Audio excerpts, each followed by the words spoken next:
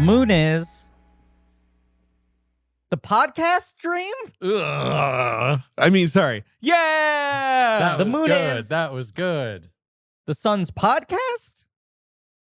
Yeah. David, today we're talking about two films, neither of which have a single quote on the IMDb page. No, they do not. Nor a single tagline to work off of. They don't have taglines. I don't think they really have posters. There's like clip art. There's like MS Paint style. But I don't, Trio has more of a poster. Yeah, it has a poster. You're right. But IMDb this is must giving be me a tagline here. nothing. It's okay. Right. There's a tagline written. Both of them have taglines written in Korean that are not translated for me in IMDb. Okay, well, you know what? I started the podcast perfectly. You started so well, but here, the moon is the sun's dream. Tagline. No, I'm just gonna load the movie. Oh, you're just gonna load it? It's just on YouTube. Load her up? Yeah. FYI for our listeners, by the way, there's a fully subtitled version of the movie on YouTube in relatively good quality. Mm-hmm. Let's just see what a piece of dialogue is. Let's see. Oh, you're just gonna pick a line. I mean, it's available to me. Sure. So here, what's some great Let me see. dialogue? I'm gonna in do the this? same thing with Trio. You can tell already. Sometimes you know right off the bat you got a corker of an episode. Yeah. You're plugged into something. Sure. So With this some the real guy life saying, blood. "I'll engrave 4:11 p.m. Always think of me around this time." So you could say, "I'll engrave 4:11 p.m. Always podcast around this time." So that'd be good. Yeah, I pulled up Trio and I was like, let me just like pick a random moment and I'll just take whatever the line is on screen at this moment. It was a line that included the R word. So that was a failed attempt. Here's one. How can you trust anyone that sits down to podcast? Great. So there's a lot of Piss. I'm options, and that's replacing the word important. piss. Yes. And and that's okay. that's okay. And that's okay. David, what is it? Who are we? What are we doing here? Wait, I'm introducing the show. No, I am. It's Blank Check with Griffin and David. I'm Griffin. I'm David. It's a podcast about filmographies, directors who have massive success early on in their careers. What? You're doing a Lights Camera Jackson voice. No, not if I was doing a Lights Camera Jackson voice. It sound a little more like this. You gotta get that back to you DVD box. All right. Go on. Go on. Podcast about David. filmographies, directors who have massive success early on in their careers and are given a series of blank checks to make whatever crazy passion projects they want. Sometimes those checks clear, and sometimes they bounce. Baby, this is a mini series on the films of Park Chan-Wook, and today we are talking about his first two films. The moon is the sun's dream. Well, you didn't take a long enough beat The there. moon is the sun's dream. David, what's the name of this miniseries? We don't know. We don't know, and here's the thing. Despite there being two movies, there's not a lot for us to talk about, so we just decided let's save everything for the mic. So you have texted the great Marie Barty? I have, telling her to make a poll because we don't know the name of this miniseries. All right, No. drink some water. This is this thing that everyone loves that we do where we create on mic in episode narrative tension around a thing that will be completely resolved by the time you listen. She's posted the poll. Now Here are the three options. At the time you're listening to this, you'll know which one it is, but this is like watching the Succession election night episode. yeah. In that it's not about something real. No. It's very fake. There are actually multiple options here for this miniseries we're doing. Sometimes we'll do a director where you can really it's a real struggle to fit Correct. the word podcast into any of their films. And sometimes there's one option that is so clearly head and shoulders above the others that it's settled. Or David and I each have our one pick and we fight for them. This time there are three options and we went, no, they're all equally good. They're all pretty funny. Yeah. And so we have posted Sympathy for Mr. Podcast. Funny. I'm a podcast, but that's okay. I think funniest, but you're right that it's the least most known of the three. niche film. Yeah. Or Decision to Podcast. Yeah, all good. I mean, look, which is just kind of like, pow. We're not reinventing the wheel. They're direct here. None of these really worked well to split up pod and cast into different words. I'm kind of proud of you for that. Normally, they can be sweaty at times, Griff. Huge. Dry. These are dry. I'm like a fucking desert of miniseries nicknames. And it's good. Who do you? Oh no! Whoa! Whoa. Okay. Are the votes swinging wildly? Yeah. Wow. Sympathy for Mencken? Is Mencken going to be president? Sympathy for Mr. Podcast jumped out to an early lead. Okay. Decision of Podcast has now come very close to it. Those two are very, very evenly Recency tied. bias. I'm a podcast, but that's okay. Is living in the trash. Well, I'll say this. I immediately regret saying throw this to a vote and running them over on Mike. I realized that one's my favorite. Now it's going to lose. I'm a podcast, but that's okay. Yep.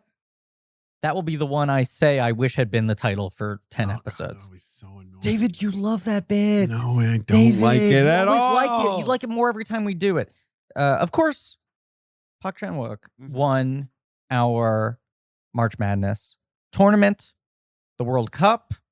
Correct. He was a bit of a surprise winner. Yeah, we had an international tournament. Yes. So Every March, 32 directors battle it out. Yeah, exactly. 32 candidates for the show. Mhm. And Park Chan-Wook, the South Korean director, was a 4th seed. Yeah. And I think I considered him a fairly strong middle seed. I did too. But I did not consider him one of the sort of 5 or 6 juggernauts on this list. Yes, I was pleasantly surprised. I think, what's always the most fun is when March Madness reveals a passion for us that we maybe would not have anticipated. Know that he is a very loved filmmaker and had recently had a movie that was really great That's come true. out. There's that sort of like he was fresh in people's minds. But I think, especially after Stanley Kubrick won the year before, part of us wondered, like, will it just be one of the 4 guys in the bracket who have won Best Director? Will it be the 4 guys who are the biggest and the most well-known duking it out in the final 4? And he was just kind of like a buzzsaw the entire time. Well, was he a buzzsaw? Was he a buzzsaw? Let's see. Let's check in with the results because I don't remember them that well. I don't either. Park Chan-Wook, his first matchup was against Steve McQueen of Great Britain, and he beat him fairly handily, 68-32. Buzzsaw. Round 2, he goes up against Peter Jackson. Okay. And that was quite close, 54-46. But once again, Jackson's a guy I thought was fucking Jackson suplex. was the top seed. Buzzsaw stopped from moment. Okay. Well, in the third round, in the quarterfinals, he edged Peter Weir Your by favorite. Yeah, my favorite, who we should be doing. No, I'm joking. I'm excited to do this. And we'll do Peter Weir sometime. Beat him by like 200 votes. Very, very close. Less than 1%. Okay. And then in the semifinals, he beat Guillermo del Toro by also quite a close vote. By about 300 votes. And then, he wasn't a buzzsaw at all. Because, of course, in the final, he won by literally one vote. One vote. Okay. So maybe do like the sound of a little ice pick. Yeah. Ting, ting, ting, ting. A nail file. He beat Bong Joon-ho, his Korean compatriot, by 1 vote. Yes. In a ridiculous final matchup that saw a lot of fans in the Reddit saying, if we can make them tie, they'll do both. Yeah. To which I reminded them, we have a tiebreaker. We do, in fact. It is one of his many titles. That's right. Oh, that's another thing to do in this episode, by the way. Add it to the minutes.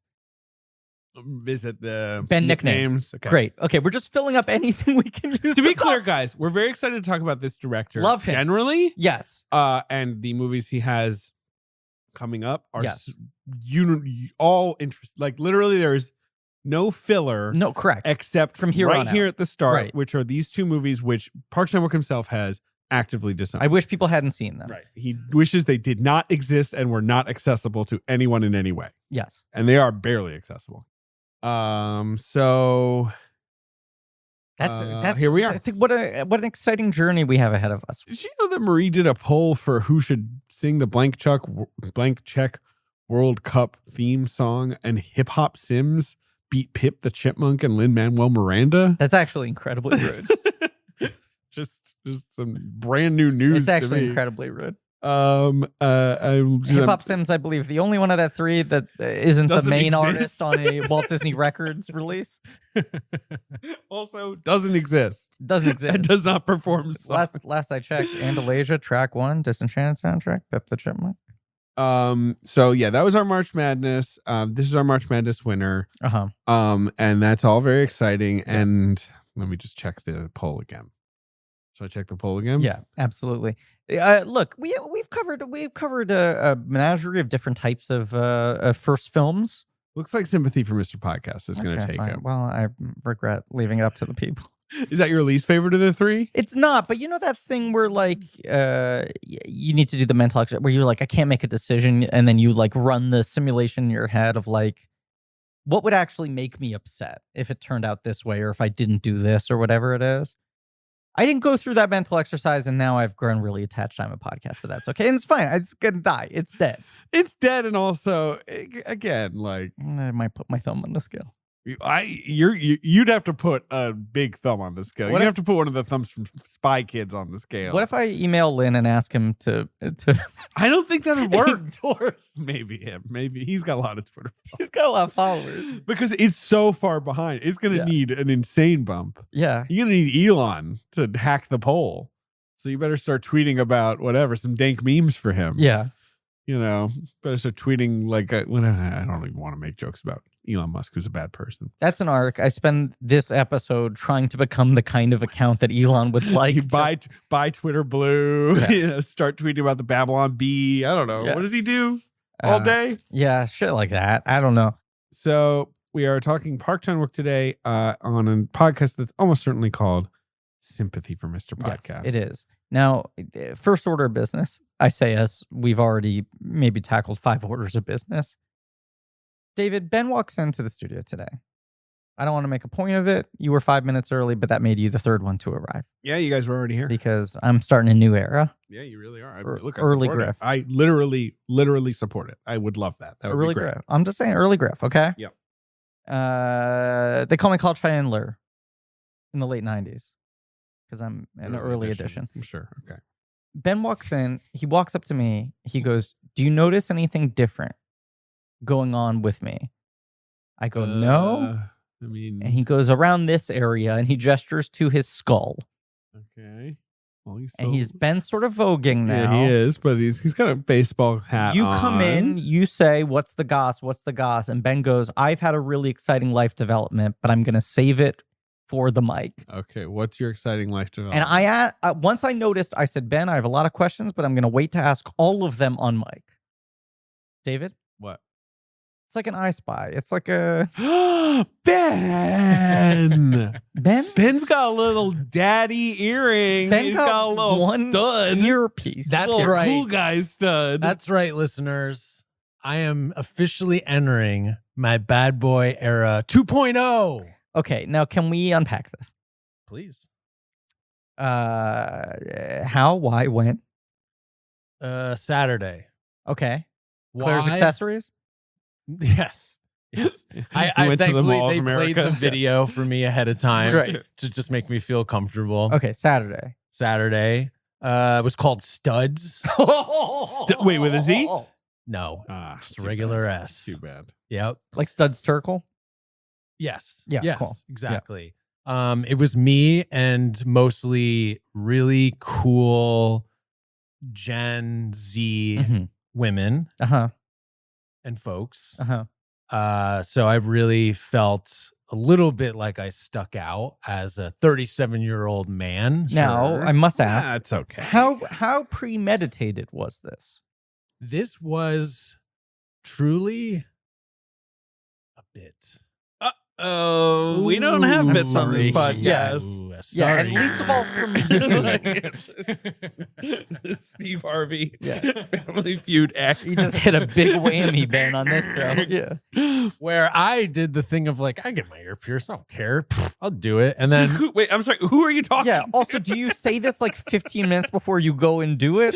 Kinda, yeah. Okay, and who are you saying it to? Yourself? My friend May is in town, and now is this the person you went and got the steak with? It is indeed. Yes. Oh, I forget who we talked about. What episode we talked about that on. Episode. It would have been last week. It was it's the last Cameraman week. Spite You're Marriage right. episode. Yeah. Okay. All right, so she's in town. So she's been pushing you out of your comfort zone. A little bit. Yeah, Yeah. I guess you could say that. But Yeah. there was a plan to get a piercing done. Okay. She was Second already holes. planning on that Yeah. for herself. Yeah, and I said, Okay. I'm going to go too, and we get my ear pierced. Okay. There's nothing cooler than a 37-year-old guy who gets his ears pierced for Honestly, the first the time. main reason I've never considered it, Yeah. I've just always thought, will look, like a cry for help. Or Yeah, but whatever, also, Right. David, to be Will it fair- look pathetic? Yeah, Will yeah, it yeah. look sad? To be fair, I David, could be cool. What was that? you're not 37 yet. I am 37. You're not 37. How dare he tell me my age? I am 37. I just David, turned 37. You are not 37. I 100% am 37 years old. I have been 37 for a month now. We're usually a year apart, but my birthday hasn't happened yet. So we're in that gray zone. Yeah, Fuck. see? Yep. So So- you could do it, David. You could do it. Look, he set the pattern. Clearly, I could always follow it. And I encourage all older men out there in their late 30s. You never got your ear pierced. Now you're thinking, uh-oh, it's all over for me. No, it's not. So you went, I'm sorry. So You could be cool. So you went to Studs. Studs. And It fucking hurt. well, you know what? Oh, They shit. punched a hole in your body, Dude, It's gonna it hurt was- a little bit. It was nuts. Did They they were use like, the gun or a needle? A Needle, Yeah, man. yeah, right. They don't. The gun is real mall territory. she was like, breath in and then take a deep breath. And it just went right through my ear. Now you just have the one ear. I just have the well, no, I have 2 ears. I'm sorry. You've only You pierced have the one piercing. the one piercing. one your left ear, Correct. the lobe, the bottom. I just have a little gold round stud. And Yes. you're gonna keep it in there? I have to do it for 4 months. Like you're committed. Commit. I mean, yeah, absolutely. What if you wait a second? Actually, this isn't like what if you didn't? What if you got your ear happens? pierced and immediately was like, I don't want to do it. Yeah. Uh-huh. I don't want an earring. I This is a bail. bad idea.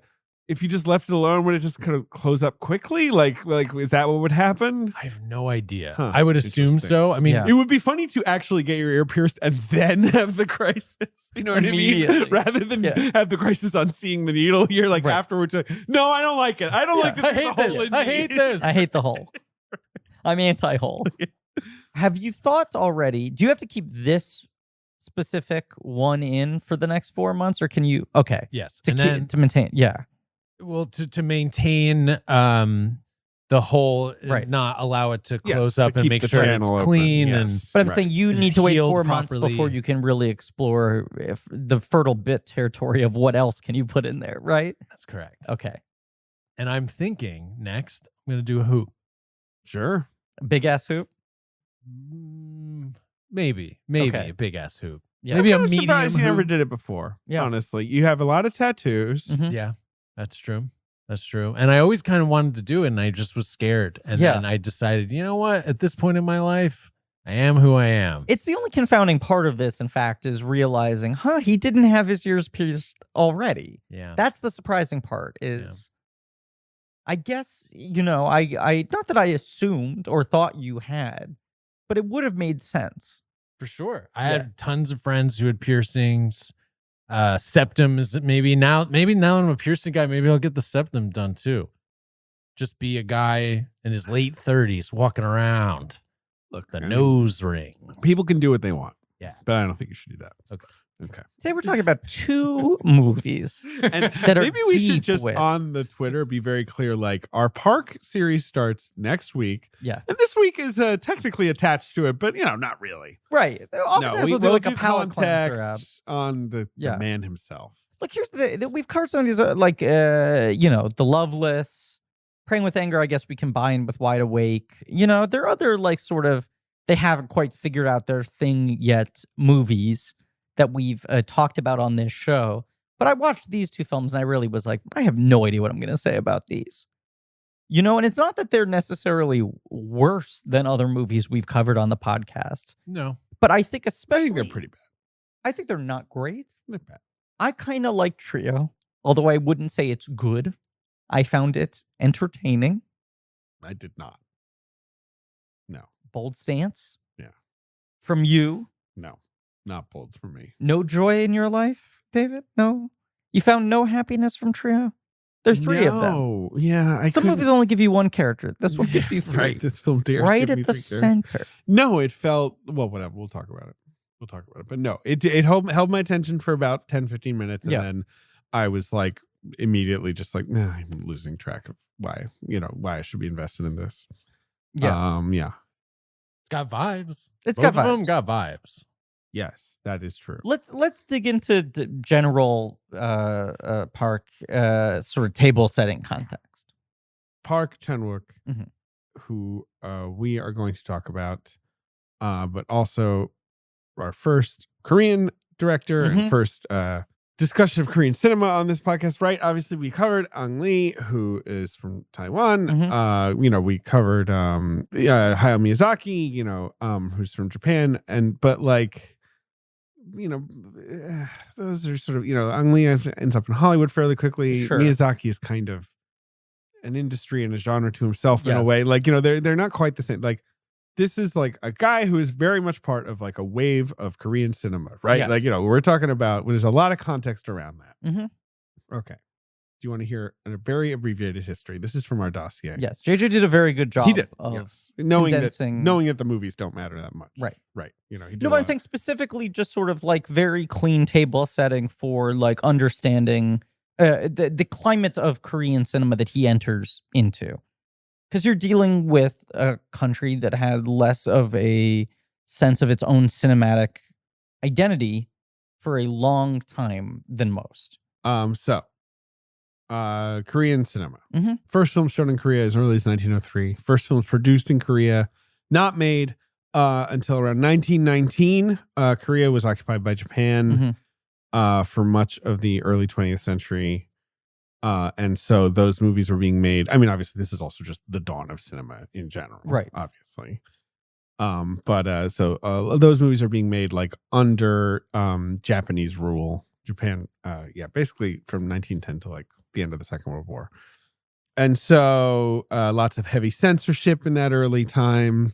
By the 30s, the Korean film industry was basically just a wartime propaganda machine, because Japan is at war with China, much earlier than the World War II begins. All that stuff. That's all 20th century history, guys. And this is not a history podcast, it's not. Really. But 1945. But if we were, maybe we'd go to the top of the charts. Yes. Post World War II. Yeah, maybe we would. Right.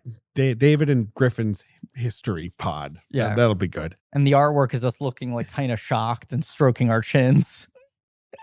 You know how there's always those YouTube thumbnails of just guy like, Battle of the Bulge, like killed how many people? What? Yeah, I think of it as wah face. What? What is it? Is it called soy facing or whatever? Or is that something else? That's called soy facing? I don't know. I can never remember what all these things mean. What? Head tilts. So after World War II, Korea, is then plunged into the Korean War and things like that. And so like really, it's 1953, the Korean War ends, country is partitioned or honestly divided. I don't know what language is actually preferred for all that, but there's North Korea and South Korea.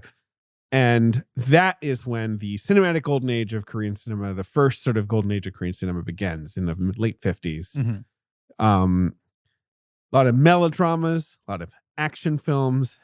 I'm going to say now, I'm going to do my best, as is Griffin, to pronounce these names as best we can, but obviously with the caveat that like, I am not Korean and I don't speak Korean.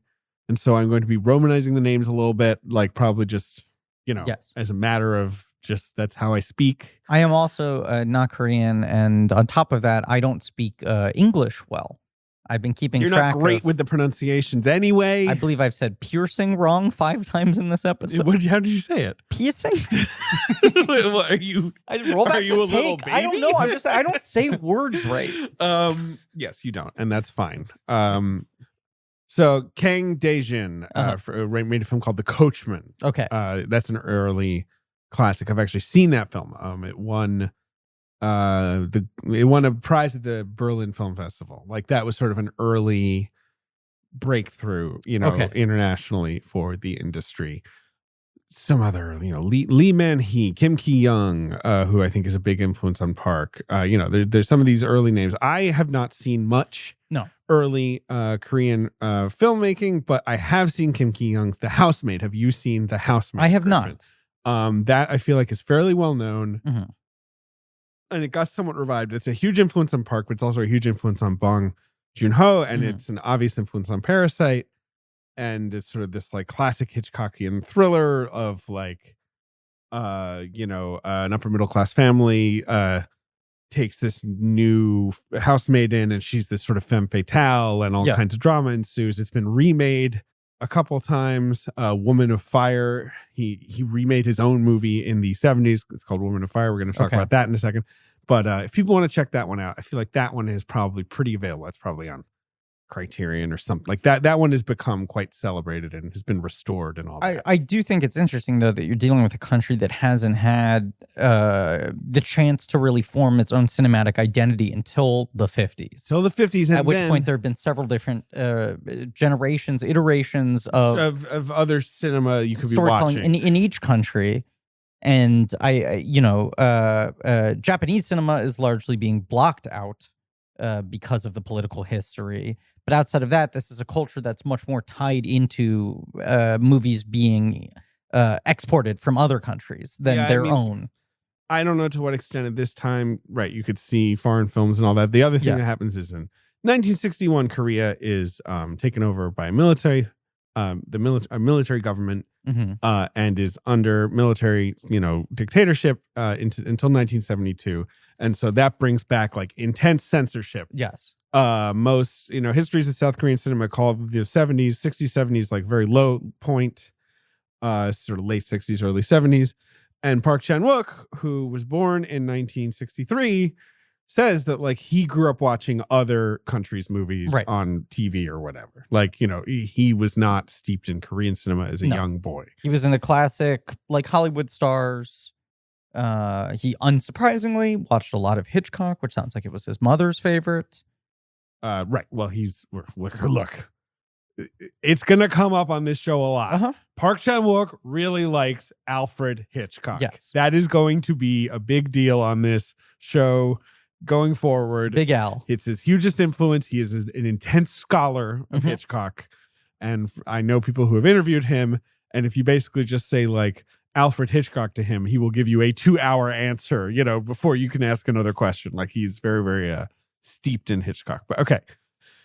At the end of the dictatorship, restoration of democracy in Korea, which happens over the 70s and 80s, censorship laws start to relax, and more foreign films, I think, start to flood into the market. And in fact, by the 90s, I think like Korean multiplexes or whatever, Korean cinemas themselves are mostly dominated by foreign films, non-Korean films. Sure. And so there's a movie called Marriage Story, not directed by Noah Baumbach, directed by let me see this, Kim Wee-suk. I'm sorry, I definitely mispronounced that. That is like a rom-com. Just seems fun. Okay. Seems like a middle-class couple.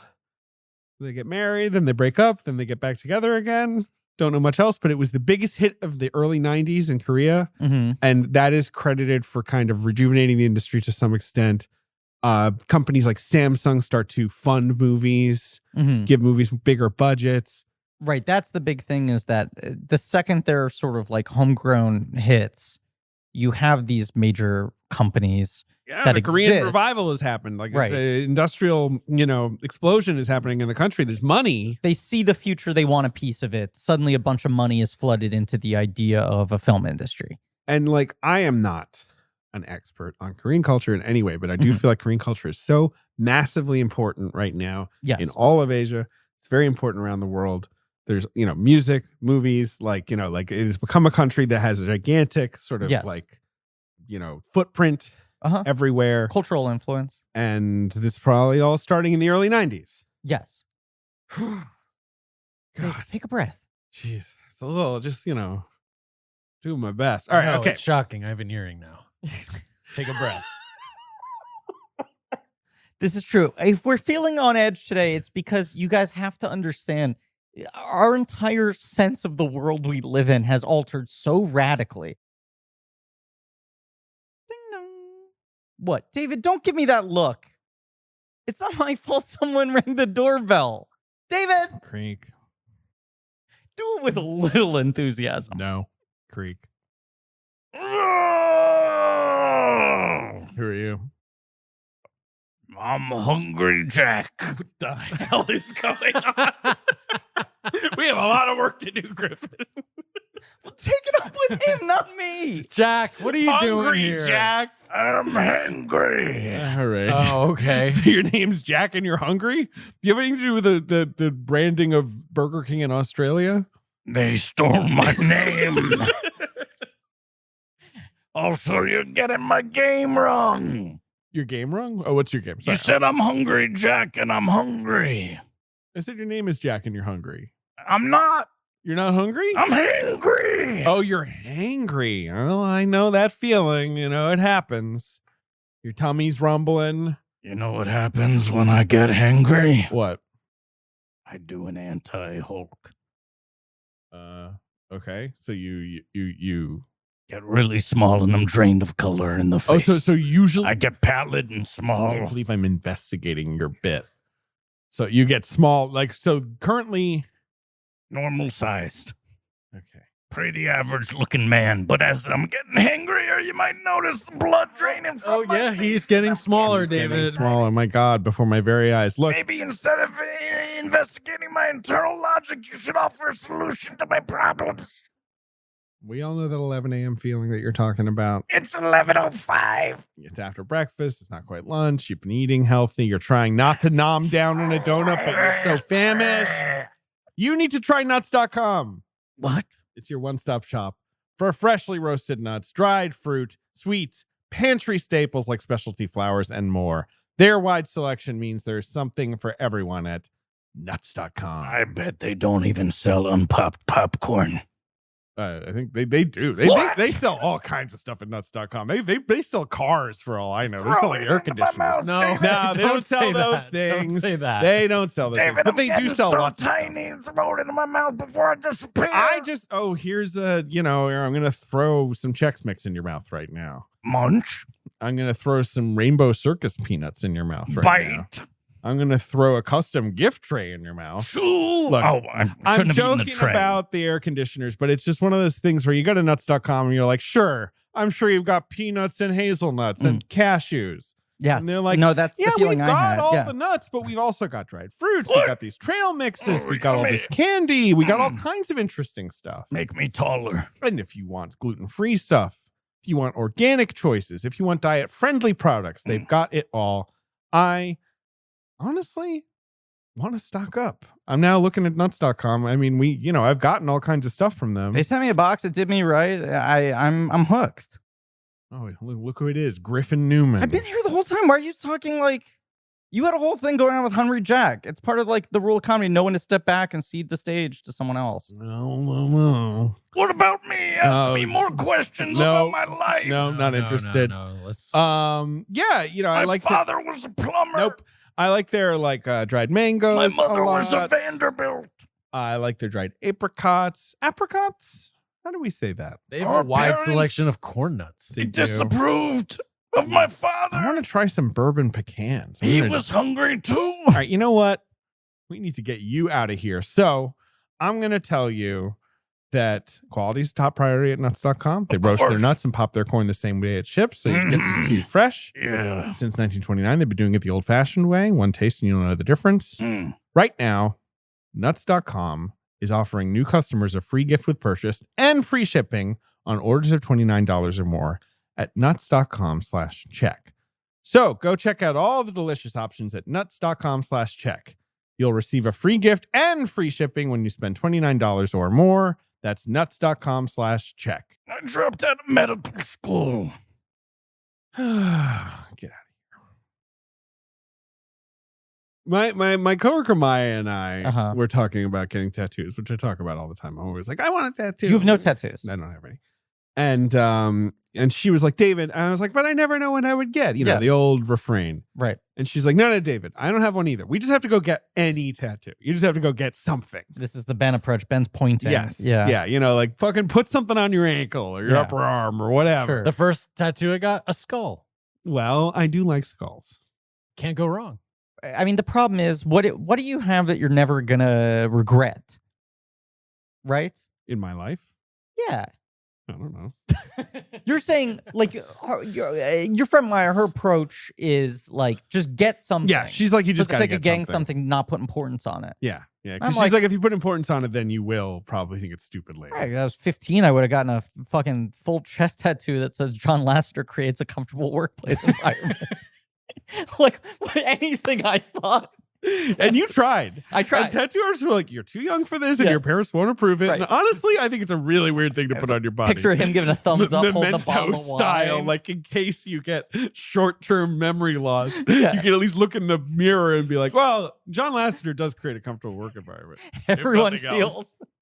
feels totally normal on a day-to-day basis. Yeah. All right. So, okay. Park Chan-Wook, born 63 in Seoul.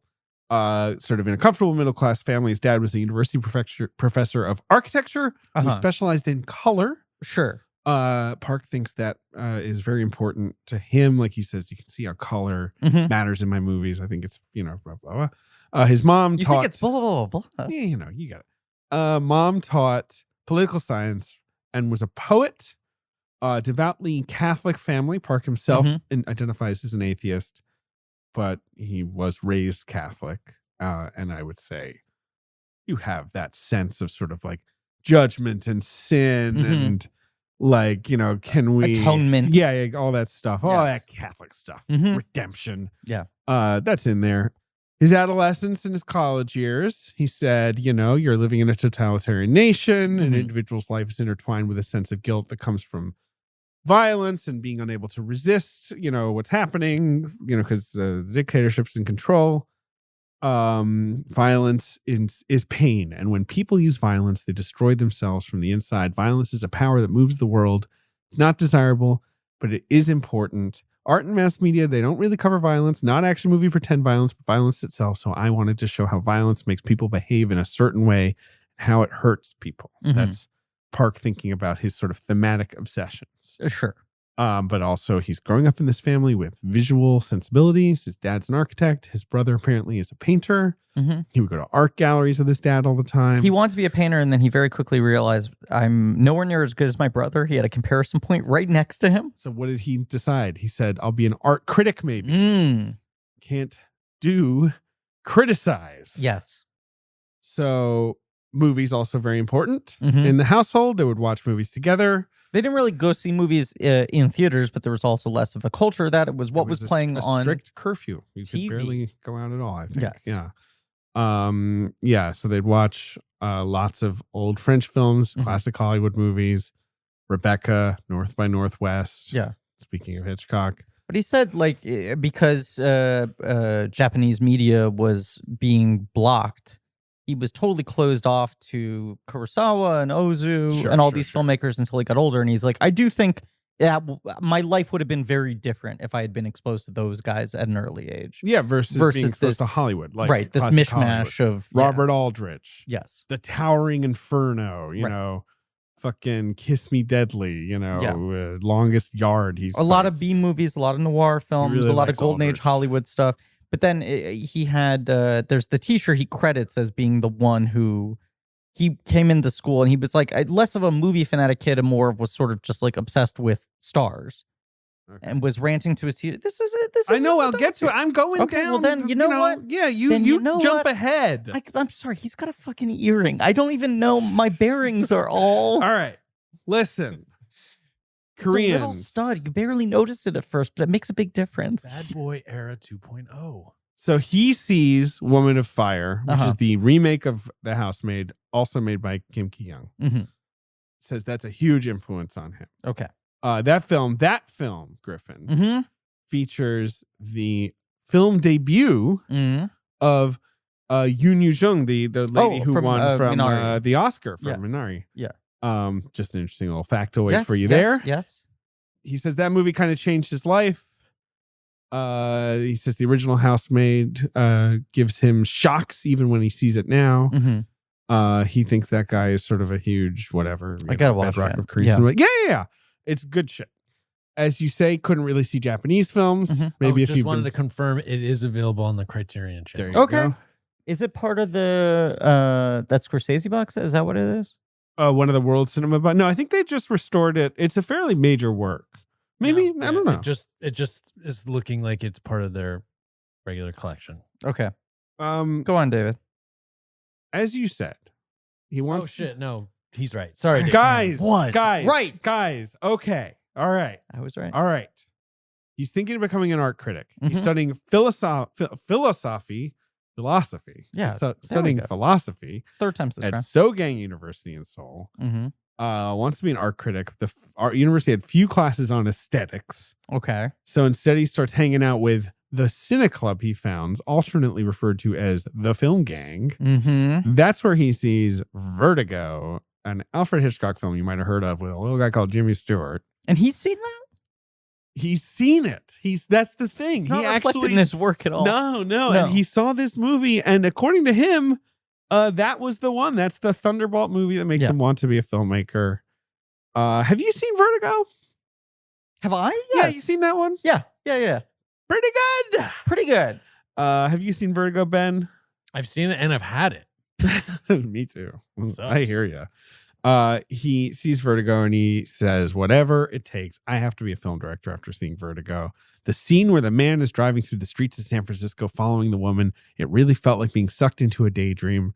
The moment where the woman is sitting in the museum and we notice the resemblance of how she tied her hair to the woman's in the portrait, that element of a visual motif when you figure out the connection between irrelevant objects, it blew his mind. By the way, you skipped over the thing I was going to say. Which is? When you said, wait, I'm getting to it. What? In middle school, he watches The Towering Inferno on TV. Yeah, I skipped that. Well, I didn't know it was about The Towering Inferno. And you said, I'm getting I thought you were talking about a college professor. No. Oh, yeah, the teacher. And he goes to the teacher and he says, like, Towering Inferno, I saw this movie, it's so great. And she went like, that's whatever, right? I think the quote he says, she said, was well, it's just another Hollywood movie, but there are a lot of directors in Europe with profound visions and individuality, and that was the moment I learned about people called directors. It's actually an interesting question. That's what launches him into European cinema. About directors? I'm seeing movies when I'm a kid. Yes.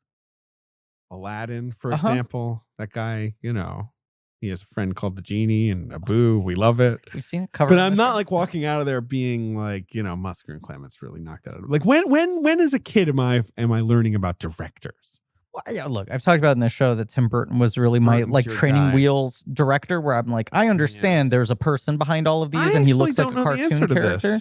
But I also remember there being a second kind of like, there is no Santa Claus moment where my parents revealed to me that he had not written most of any of his films. None of them, really. Yeah. Very few he gets any sort of credit on. And I was like, then what the fuck does this guy do? What is he? Right. Well, that's sure. That's the second question of like, and what is it that they like do? Around 9 or 10, I'd sort of taken for granted the director thing is just like, well, that's the person who makes the whole movie.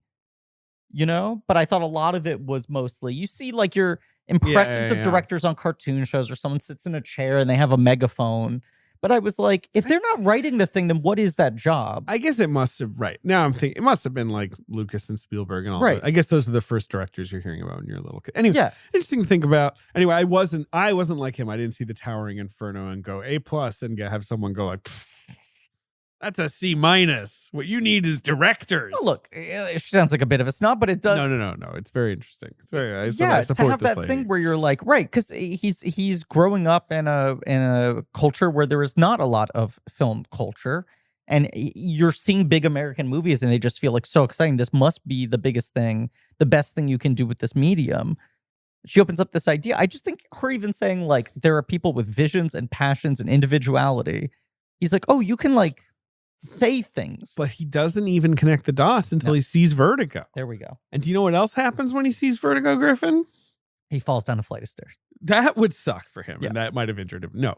He meets a female student from another university that same day. His wife! Well, the woman he marries! Yes. His first love. He calls her his first love, which His is only very, love. very, very sweet. Yes. So while he's at the university, he starts writing some film reviews to make some money. Mm-hmm. He apparently been banned from tutoring. Well, I don't know what he did. He just says he was banned. He just told kids that the Towering Inferno sucks. Cycled repeated. And then he would make stories based on the scripts of Hollywood movies before they're released in Korea with subtitles. So it sort of sounds like he was writing like bootleg novelizations of Hollywood movies in Korean. I read this a couple of times to get and like was ahead of them. Very confused by it because there is obviously like the whole cottage industry of like movie novelizations that was so big in the 70s and 80s and 90s.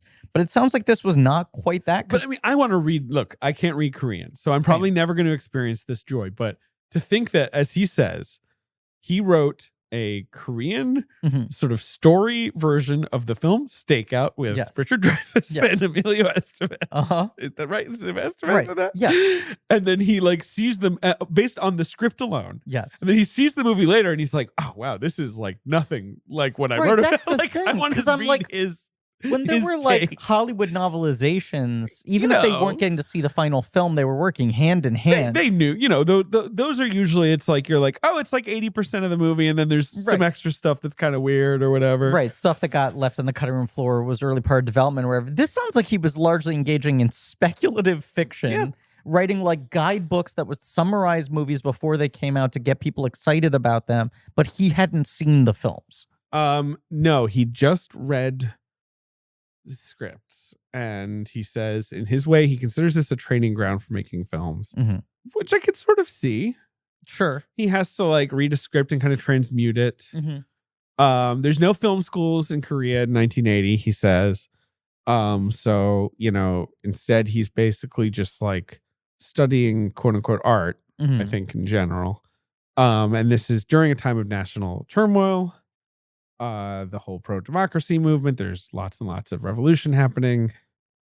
And he says he did not really participate in the pro-democracy movement himself. It doesn't go with my personality, but I have a lot of friends who were involved, witnessed lots of conflict with the police, felt respect for the heroic actions of students who tied themselves to buildings and risked their lives. Again, this is an important part of Korean history. We may touch on it in this series. Probably not. I'm trying to sort of think through his filmography. I don't think he really gets to that. Like The Handmaiden is set, during Japanese occupation or whatever. Like usually he, anyway. But you can read all about this sort of stuff. But the way he puts it is, I felt this complex mix of emotions throughout college, as did everyone who grew up in my generation, just about the police and authority and, how to resist it and all this stuff. His graduation is delayed. He takes a gap year. He completes his military service. Then he starts working as like a PA in Korean movies. And then as a first assistant director, he worked on Kwak Jae-young's film Watercolor Painting on a Rainy Day. Good title? Yeah, someone nab that title, please. That's a great Chris Pratt in Watercolor Painting on a Rainy Day. It definitely sounds like a Pratt vehicle. That's the first thing that came to mind, David. You hit the nail on the head with that one. Just love the name of it. And then while he's working as below the line guy, he's writing screenplays of his own. He marries his wife, Kim Yoon-hee, who he remains with to this day. He runs all of his scripts past her. It's nice. He says, I rely on one person's judgment. I would discuss every detail with my wife. From the beginning of a screenplay to the music I use after the film's finished shooting, she comes up with some very interesting ideas and insights. And he's still writing criticism during all of this? Yes. Yes, as far as I know. I don't know. He really kind of catches on as a critic in the early 90s when people really start engaging with his work seriously, right? Yeah. He lies to his mother-in-law that he wants to pursue a career in academia, starts to look for more film industry work, works at a production company that's getting foreign films into Korea, which is a booming business after 1988 when the restrictions get lifted. So he would select films. He would design posters. Apparently, Vincent and Theo, the Robert Altman film. He said that was the best film he worked on at that time. Yeah. Never seen. You've never seen that? Really? No, I have not. It's seen it. It's really good. It's about Vincent van Gogh. Yes, Vincent Van Gogh. And his brother, who was his art dealer. And it's Tim Roth. Tim Roth. Sorry, I just had to make that joke. Yes. Right. I've never seen it. I've seen the Kirk Douglas one where he's like, my paintings. This is what he's like. I gotta pull my damn ear off. Too busy painting. It's not to a have bad 2 movie. ears. It's not a bad movie. Anyway, what about Vincent D'Onofrio? No, there was a big Altman retrospective at MoMA a couple years ago, and I went to see that. But that's one of those movies that was, I believe, a British miniseries that was then cut down for American theatrical release. So I think I saw the theatrical version, which is 220, but the miniseries basically adds an hour onto that. God damn. I don't know if that's in circulation. I've always kind of wanted to watch the longer version, but it's incredibly good. I mean, that's that weird era of Altman's career where he's trying to rebuild and figure out who he is in between Popeye and The Player, where he does a lot of play adaptations. But Vincent Theo is really good. I don't know. We'll do Altman at some point. It'll take 5 years. We'll do him one day, maybe. Who knows? It's a lot of movies, and you want to do them. I know. We split up in a couple sections. Yeah. Okay. One reason he starts working at this production company, they promised to eventually finance his feature directorial debut. And right, that was the main reason he was working there. Was basically, they'll get if I'm here money long enough, they'll let me make something. Eventually, they're like, okay, the time has come, but they suggest that he makes sort of a Zucker Brothers parody of something. Incredibly bizarre. And he says, I can't do that, partly because there's no script, partly because I just don't want that to be my debut. And he talks to another friend who works at a different film company, and he says, look, once you've made a movie, they're going to treat you differently. You just got to make a movie. Right. Like, even if your first movie is bad sucks or whatever, right. There's a different conversation if you come to them as someone who has been a feature film director, has one under your belt. So he says, okay, fine, I'll work on a movie of my own. I'll work on a screenplay. His first idea is about a union buster getting murdered. They shoot that down. They're like, that sounds too political. We don't want to touch that. Sure. So then instead they rush something, him and his colleague, Kim Young Tae, right? The moon is ... the sun's dream. Now look. Now look. I don't know. Maybe that title has not that I could not find any. I don't know why this is called that. They say it at the very end of the movie. But like I don't know if that is. But even when they say it, I'm aphorism. Like, why are you saying this? But like, if I'm like, I really want to break into movie making. I'm really trying to find something that'll click. I don't know if I'm gonna bust out "The moon is the sun's dream." No. As my sort of hooky title. No. But no. It's also not. It's like unlike a watercolor painting on a rainy day, or what's that? What's the title of the upcoming Chris Pratt movie we have in development? Oh yeah, sorry, watercolor painting on a rainy day. Yeah, you hear that and you're like tracking $400 million. Yep. Yeah, what am I thinking about here? Sounds nice. Moon is the sun's dream. You're like, what the fuck? Go home. You're drunk. What are you talking about? You're drunk. Go home. You're drunk. Yeah. Well, look, he busts out this sort of noir-y parody movie. He's obviously inspired by sort of, Hollywood B movies, right? And stuff like that. Which fun, pulpy stuff. A lot of his career as a critic, he was like, he really tried to position himself primarily from the position of advocacy. Like he was like, I only want to write about things I like. There's no need for me to take stuff down. Not that he was a fucking poptimist who argues let people enjoy things. But it's like, I'm going to use my platform to write about movies that I think should be taken seriously rather than like attacking things. Right. And it was a combination of sort of a tourist stuff, but also like a lot of B movie stuff. Alien 3 was a movie he fought for really hard. He likes Alien 3. Yeah. But I think he would stick up for that. I think he was sort of an early proponent, especially in South Korea, of trying to force people to recognize the artistry in B movies, pulp movies, genre movies. It makes sense that he would start from this kind of place.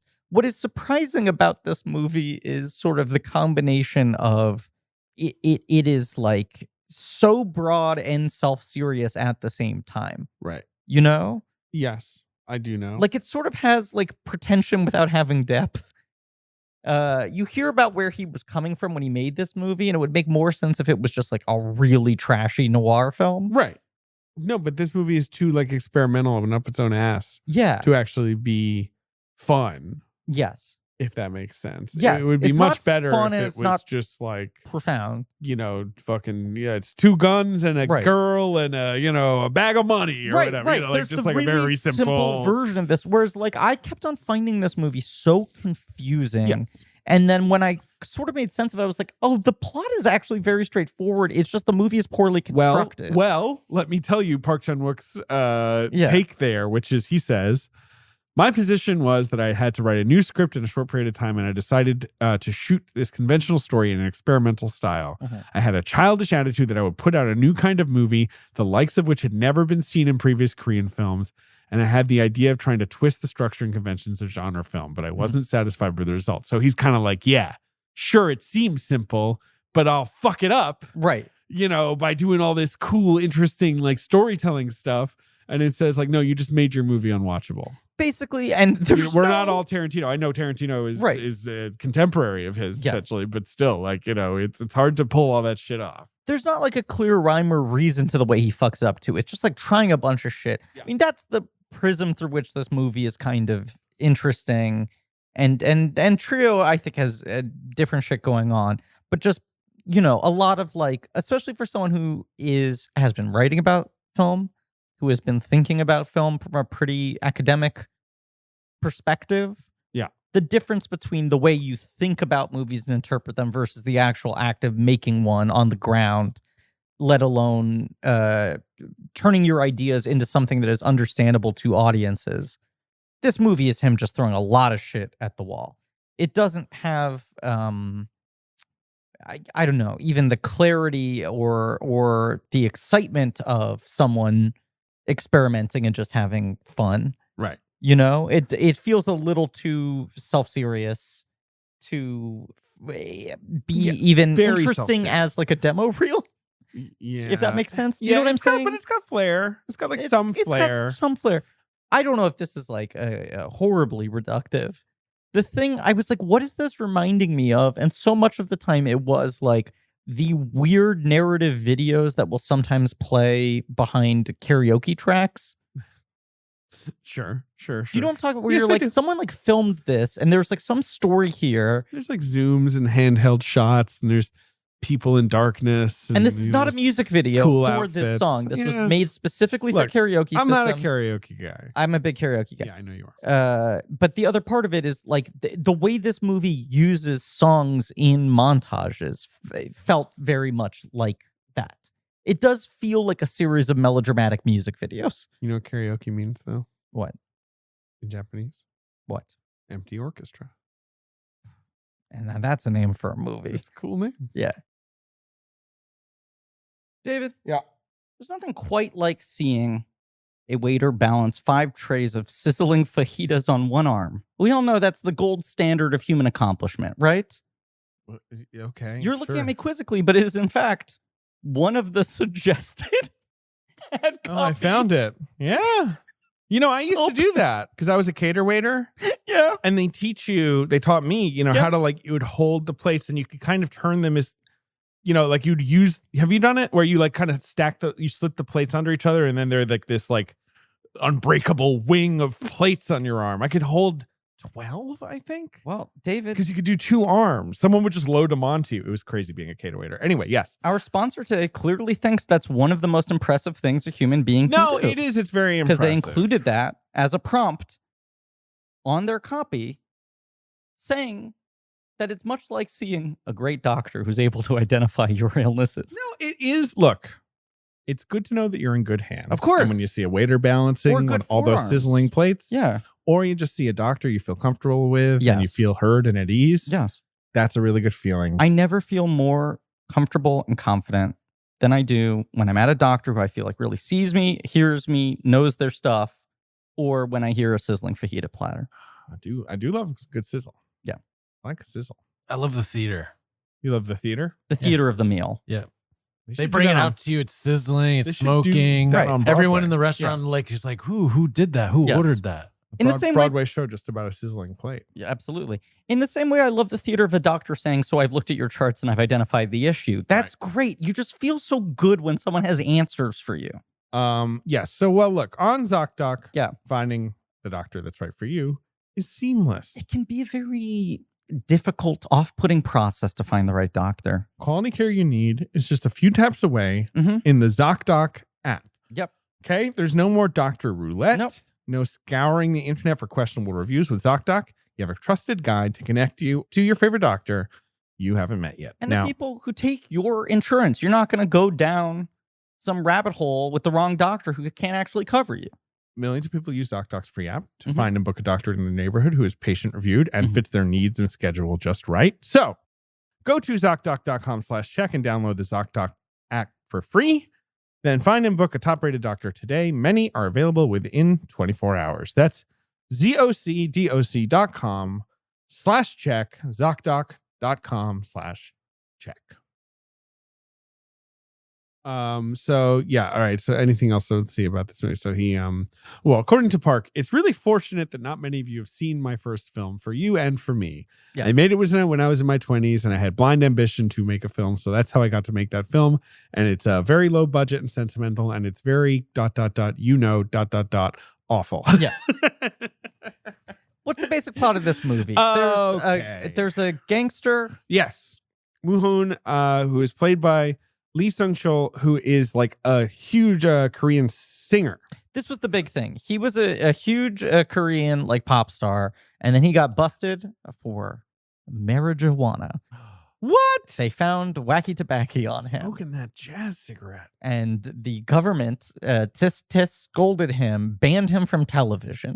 Damn. Because it's As a the early punitive 90s, right? measure. Couldn't be, yeah. Right. So there was this business calculation of, if we put him in our film, he is banned from TV right now. Yeah. He still has adoring fans. Right. They'll actually just come see it because This will it'll be be the the only only outlet. Yes. And they screen the movie the first time and it sells out, and there's like fucking mob outside, and Right. Park's like, here we go. I got a hit on my hands, rubbing it together, you know? Mhm. And then night 2, no one shows up. And he was like, oh, they just came because he was there and they wanted his fucking autograph. No one cares about right. this The movie. gambit did not work. Right. They will And come to see him in person.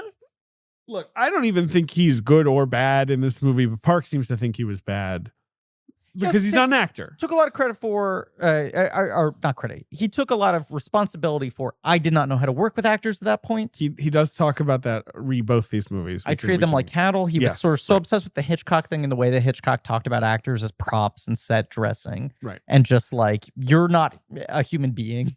You're a piece of equipment look- for me to manipulate. Yeah, but Hitchcock was also just like a salty little bitch. He understood movie stars. He just liked to be mean about them Correct. as well. It was a mind game thing. Yeah, exactly. I think the way he talked about movie stars publicly was very different than the way he actually thought That's of my them. impression of Hitchcock. Yes.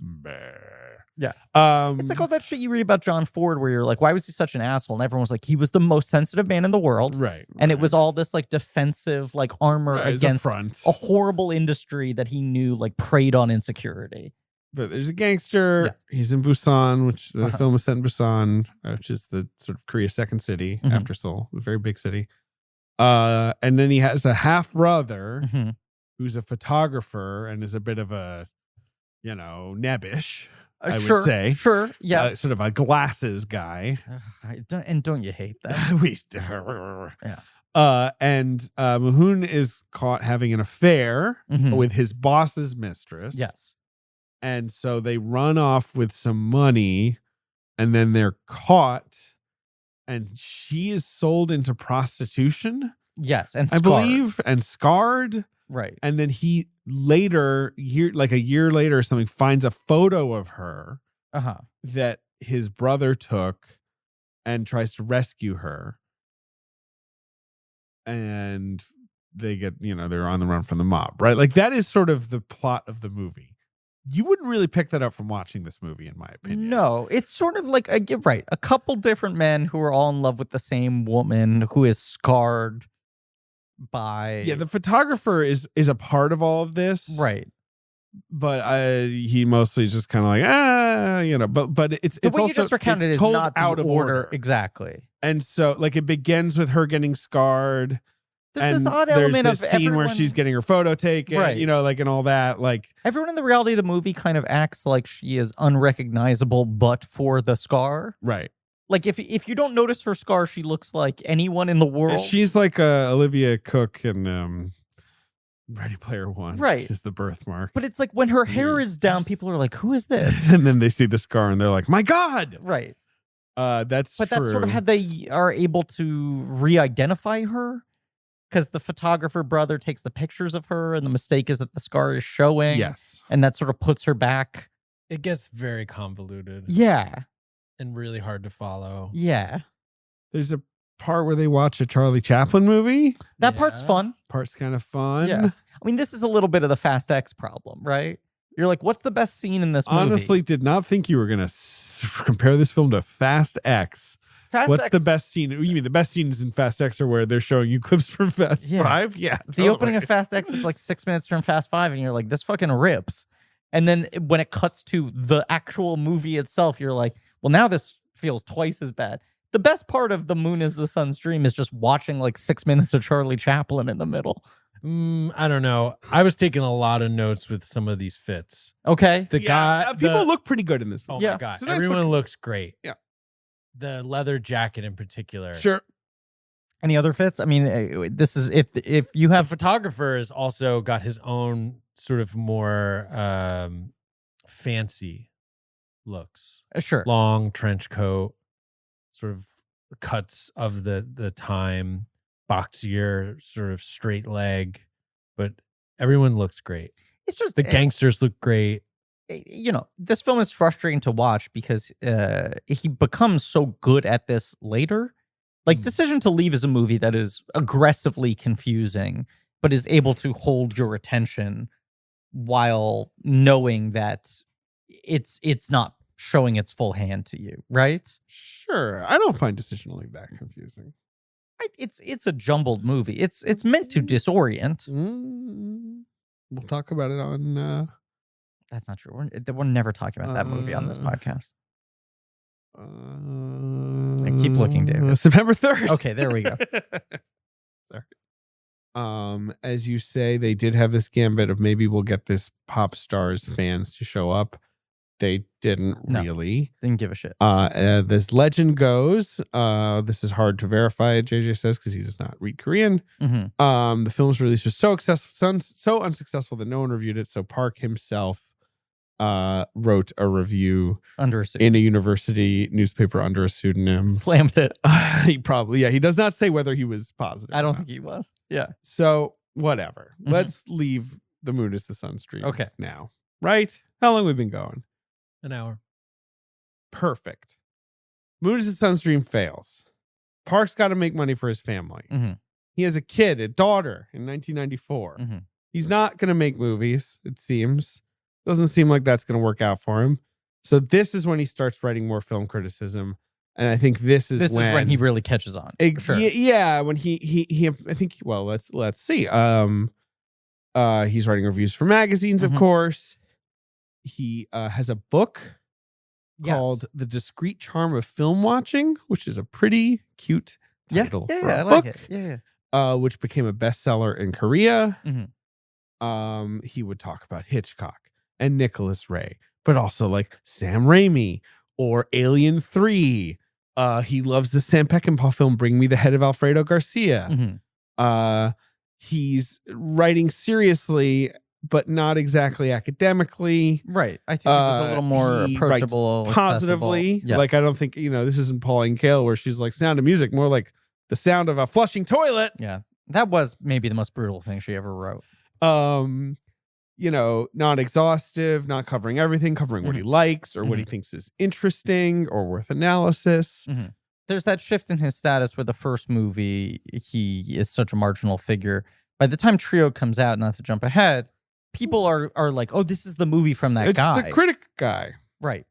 It's Jay Sherman made a movie. Let's see if he can put his money where his mouth is. So Ryo Seung-won, again, I apologize. Ryu Seung-won, who is eventually going to make the film Escape from Mogadishu and other Korean films himself, but he is so fond of Park's criticism that he seeks him out, right? Reads one of his articles and thinks, I should work for this man, goes and meets him, and becomes his first assistant director on Trio. Okay. Quote from this guy, though, unfortunately, this film is considered the worst in his filmography. I do like that they all just like happily shit on these movies. Park is even more critical of this one than was Sun Dream. I think because this is. Well, I think he's like, what? I didn't fucking learn anything from the last one? Like another crap one from me? See, I think another turd? I think this is a major step up on a relative scale, but I also think to him, this is so much closer to being a real movie that the things it fucks up probably are more frustrating to him than The Moon is the Sun's Dream, which is just like, well, this is just amateurish. I don't know what I'm getting at yet. Yeah. Like this movie, more than anything, I think it has some good ideas in its basic setup. But like, look, and then tonally, it's got like no idea how to say them or what it's even trying to say. Propulsive. It's just not that. It doesn't really grab me. Look, I like the characters. Yeah, well, you like the lonely saxophonist. It's a very Griffin character. Yeah. But no, it's like how Kubrick made Fear and Desire. Yes, you can watch Fear and Desire and be like, hey, this is the beginning. There are seeds of something interesting here. But if you see it in 1953, you're like, boo! Sure. Rotten! Yes. Like it's only interesting in any context. I mean, our buddy Alex Ross Perry made the very good point. It's nice. It makes you feel good. Even a genius had to make some shit, to figure it out. Right. It's kind of especially from with the prism through which we tend to talk about people in their careers and whatever. It's so much harder if it's like this person landed and they were a genius. They had great 100%. Thoughts and they knew how to communicate them perfectly. It's not just that it's like humbling to watch something like Fear and Desire and have it suck, but it's also the fact that it gives you the ability to actually see craft and thought and approach develop. So there's a little of that. Yeah. In these, I guess. But, just a little. I think much more in Trio, but Trio ends up being glib in how it handles almost everything. Well, let me tell you how he made Trio. Yeah. Let's see. Even though he took a break from making movies, he didn't stop trying. He would go from company to company, give him plans. He had a bunch of scripts that he'd written. They would always get rejected. At this time. Exactly. Yeah. He had been branded as a director who knew a lot about movies, but would only make cult movies that no one would see. Mm-hmm. Some of the movies he wrote. Something called The Flower of Evil. A horror film about a set of male and female twins. Something called Fight Night. The story of a rock band. Yeah. From JJ. Sorry, that's all I have about this one. LOL. Yeah. Something called Anarchists. An action film about a covert group of anarchists. This one actually does get overthrow the Japanese government in 1924 in Shanghai. And this did get made by Yu Young-sik in the year 2000. So sounds cool. He had a lot of friends, apparently. Kept him feeling sane. That's good news. Friends. That's good news. Seeing here he had friends. He was a sociable sort. So it'd be funny if it was like, and here's Park. I knew no one for 5 years and was constantly lonely. No, he had buds. Yeah. He ate 3 meals a day often. We hope so. Sleeping was a hobby. He had a bud called. Some would even call it a bit of a profession. A bud he would spend upwards of 1/3 of his day doing. Lee Honey says, who had made a low budget film. He died. He's no longer with us. But he said we had in common the fact that we both hated films with posturing, flash, and trickery. We scoured through films made by directors who didn't pretend to be artists or great masters, and we had long discussions.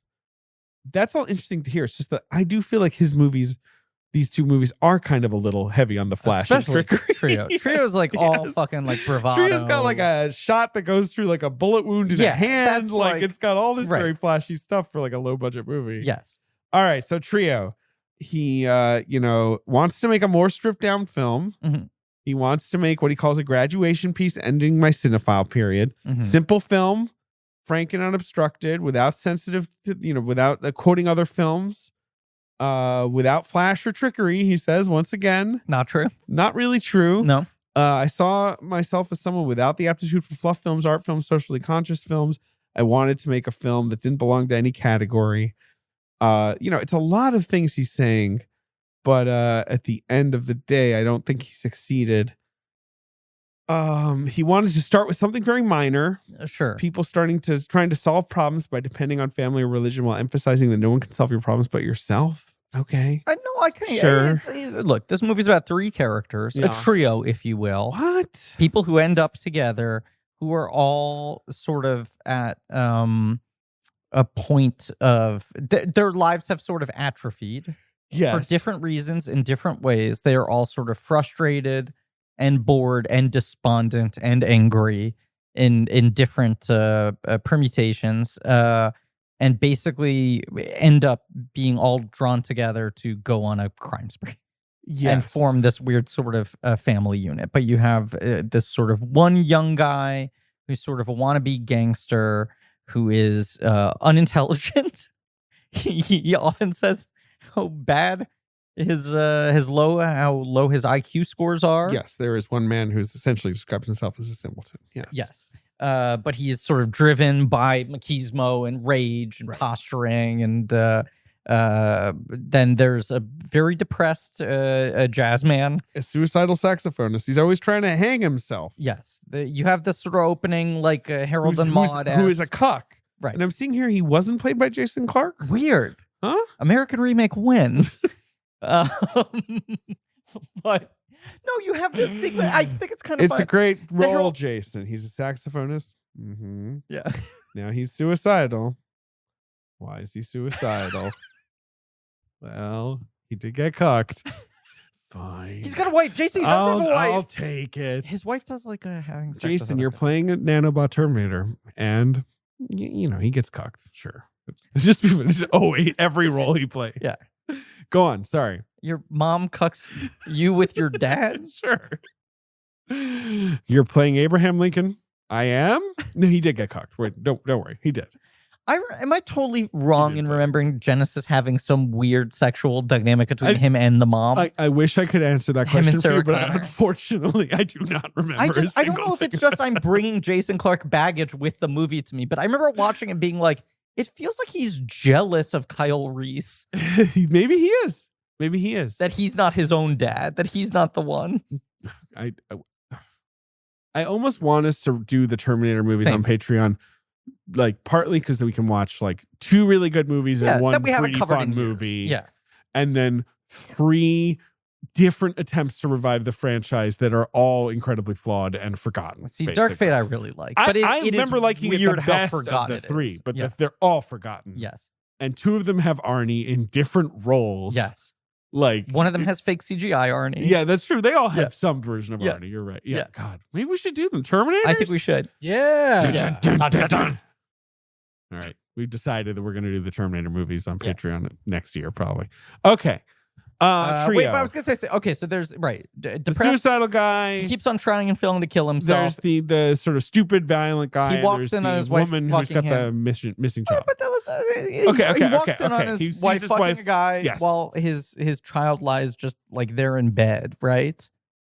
Yes, he does. He does see this. Yes. And he's just so depressed that he sees her breasts. Yes. She's nude with another man. And she does not stop fucking this guy when he walks in. No, she doesn't. She just locks eyes with him, essentially. Right, and keeps doing it. And he just takes all of his shit. Yeah. And lights the house on fire as he leaves. Right. And walks away. And takes his daughter. And takes his daughter. I'm done with this. Yes. Right. And then the third woman, he and his violent, dumb friend sort of decide to rob a cafe out of like apathy. Right? Sure. Wants to. Yeah, I don't know. I mean, there's something I like to just them being like, we're so fucking bored. Right. And despondent and miserable. Why not just like do a radical thing? And a woman who is in the shop when they commit the robbery comes back to them. Yeah. And sort of volunteers herself to be the third member, says she has a lead on a couple that they can rob. Yeah. And when they get there, it turns out it is her ex. right? Who has left her for a younger woman. Yes. She's trying to locate her child Right. that she had with this man. Yes, she's got this missing child. Right. And he claims that he murdered the kid. Briefly. But he didn't. No. Kid's actually alive. Yes. Gotta find him. And And the three of them form this weird family unit trying to find the kid. yes. Semi-crime spree. Apparently it has some basis, or he was sort of inspired by this like series of armed robberies that had happened in Korea. Okay. So maybe that's why, because like it doesn't really make sense that they're on a crime spree. You know what I mean? Like, you know, so like it's sort of like he is just kind of like tying it to this real thing. And, I don't think this movie takes place in any world of realism. I think it is more just about a mood and a vibe. And I agree with Ben. Like, I do think this movie does have semi-successful vibes at times. Yeah, well, Ben said it was vaporwave. Both of them. And I said, sometimes does that just mean 90s? Yeah. And Ben said, yes. Yeah. Yeah. Or, you know, just any kind of vague reference to Asian culture sort of makes it vaporwave. But to me, vaporwave is like the Encarta loading screen or whatever. That's like, you know, supreme vaporwave. You said Echo the Dolphin. Jazz music in this, though, yes, combined sure. with the Echo the Dolphin, but then sort of manipulated in some, you know, slowed down kind of, and chopping and or screwing. Right. You said, Ben, does vaporwave sometimes just mean 90s? And Ben locked eyes with you, and then purple smoke started leaking out of his ear stud while MIDI music started playing. Error. Park says the theme of the film is very simple. It's about how no one can take responsibility for your life except yourself. Mm-hmm. Apparently, he gave a 3-hour lecture to the production staff who were all dubious about what kind of a theme that was. No, but I kind of like. But he definitely had this in his head. Yes. Well, because all three of them are people who are just like, I've sort of been fucked by the world. Yes. Right. All three of them are people who are angry in a general sense, are self-hating, but also like furious about their circumstances. And I think they're a little psycho. They're all a little. They've all lost it. They've all kind of snapped, and it's right. The whole crime spree is just them trying to like exact revenge on the world, right? That they think is not fair to them. Yes, but it doesn't solve anything. It doesn't make anything better. Yeah, and their issues are so different. Yes, that they're not. They don't really make sense as an ideological team. If that makes sense. I don't mind. I kind of like about it, though, that they're like incompatible. Well, apparently this is your favorite film of all time. This is the #1 best movie we've ever covered on the podcast. I'll say this. I've been making a list. You're like wholly dismissive of this entire thing. I think this has got interesting moments and scenes. Can I ask you a follow-up? Yeah. You checking it twice? I'm checking it twice. Where I'm like, making a list. I'm trying to rank the Park movies as I rewatch them. These are the only. No, I've seen every Park film except for these two, which I've now seen and deemed bad. And I'm a Cyborg, but that's okay. Yeah, I can't believe you haven't seen that one. I mean, it's the namesake of our miniseries. You think you would have watched it? Wait, let me check the poll. Pretty sure it's winning. Let me check the poll. You didn't put your thumb on the scale. I'm gonna email Lynn right now. Yeah, you didn't get Twitter blue. No. Let's see the poll right now. This remains Sympathy for Mr. Podcast about 4 points ahead of Decision of Podcast. I'm a Pod is pulled to 20%. Okay. No, I'm a Cyborg. You know, I was in college when that movie came. I don't know. Like, it was harder to see things. Maybe I don't know.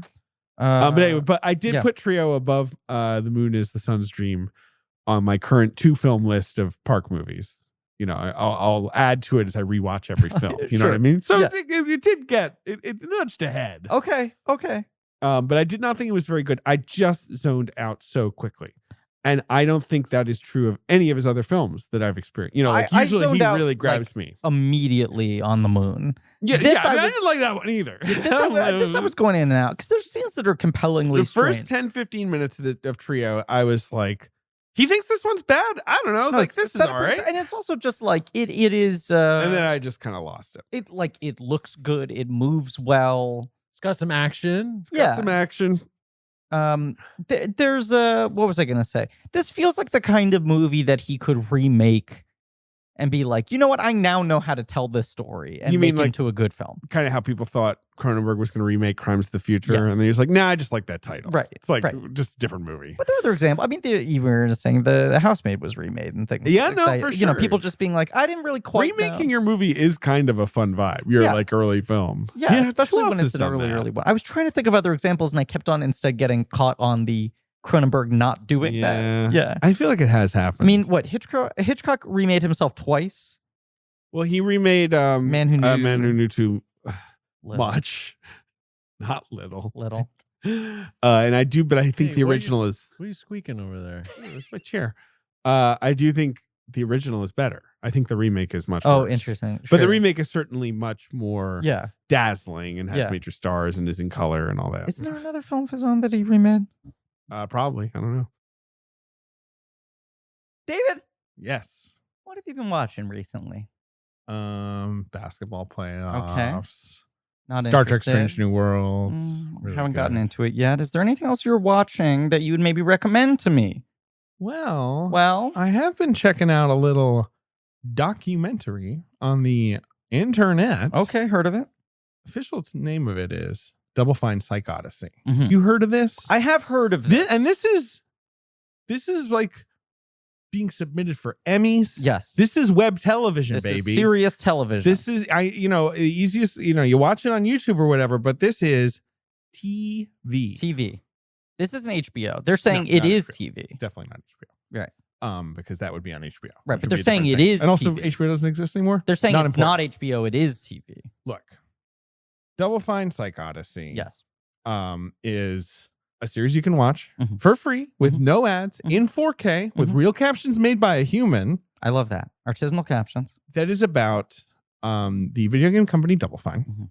Mhm. You might have heard of them. They're a first-party video game developer founded by Tim Schafer, legendary LucasArts guy who has made many, many games over the course of his career. One can Psychonauts argue and Brutal Legend. Something of a blank check situation, right? The kind of thing we like to talk about on this show. Someone who's had massive success and is trying to figure out how to follow that up.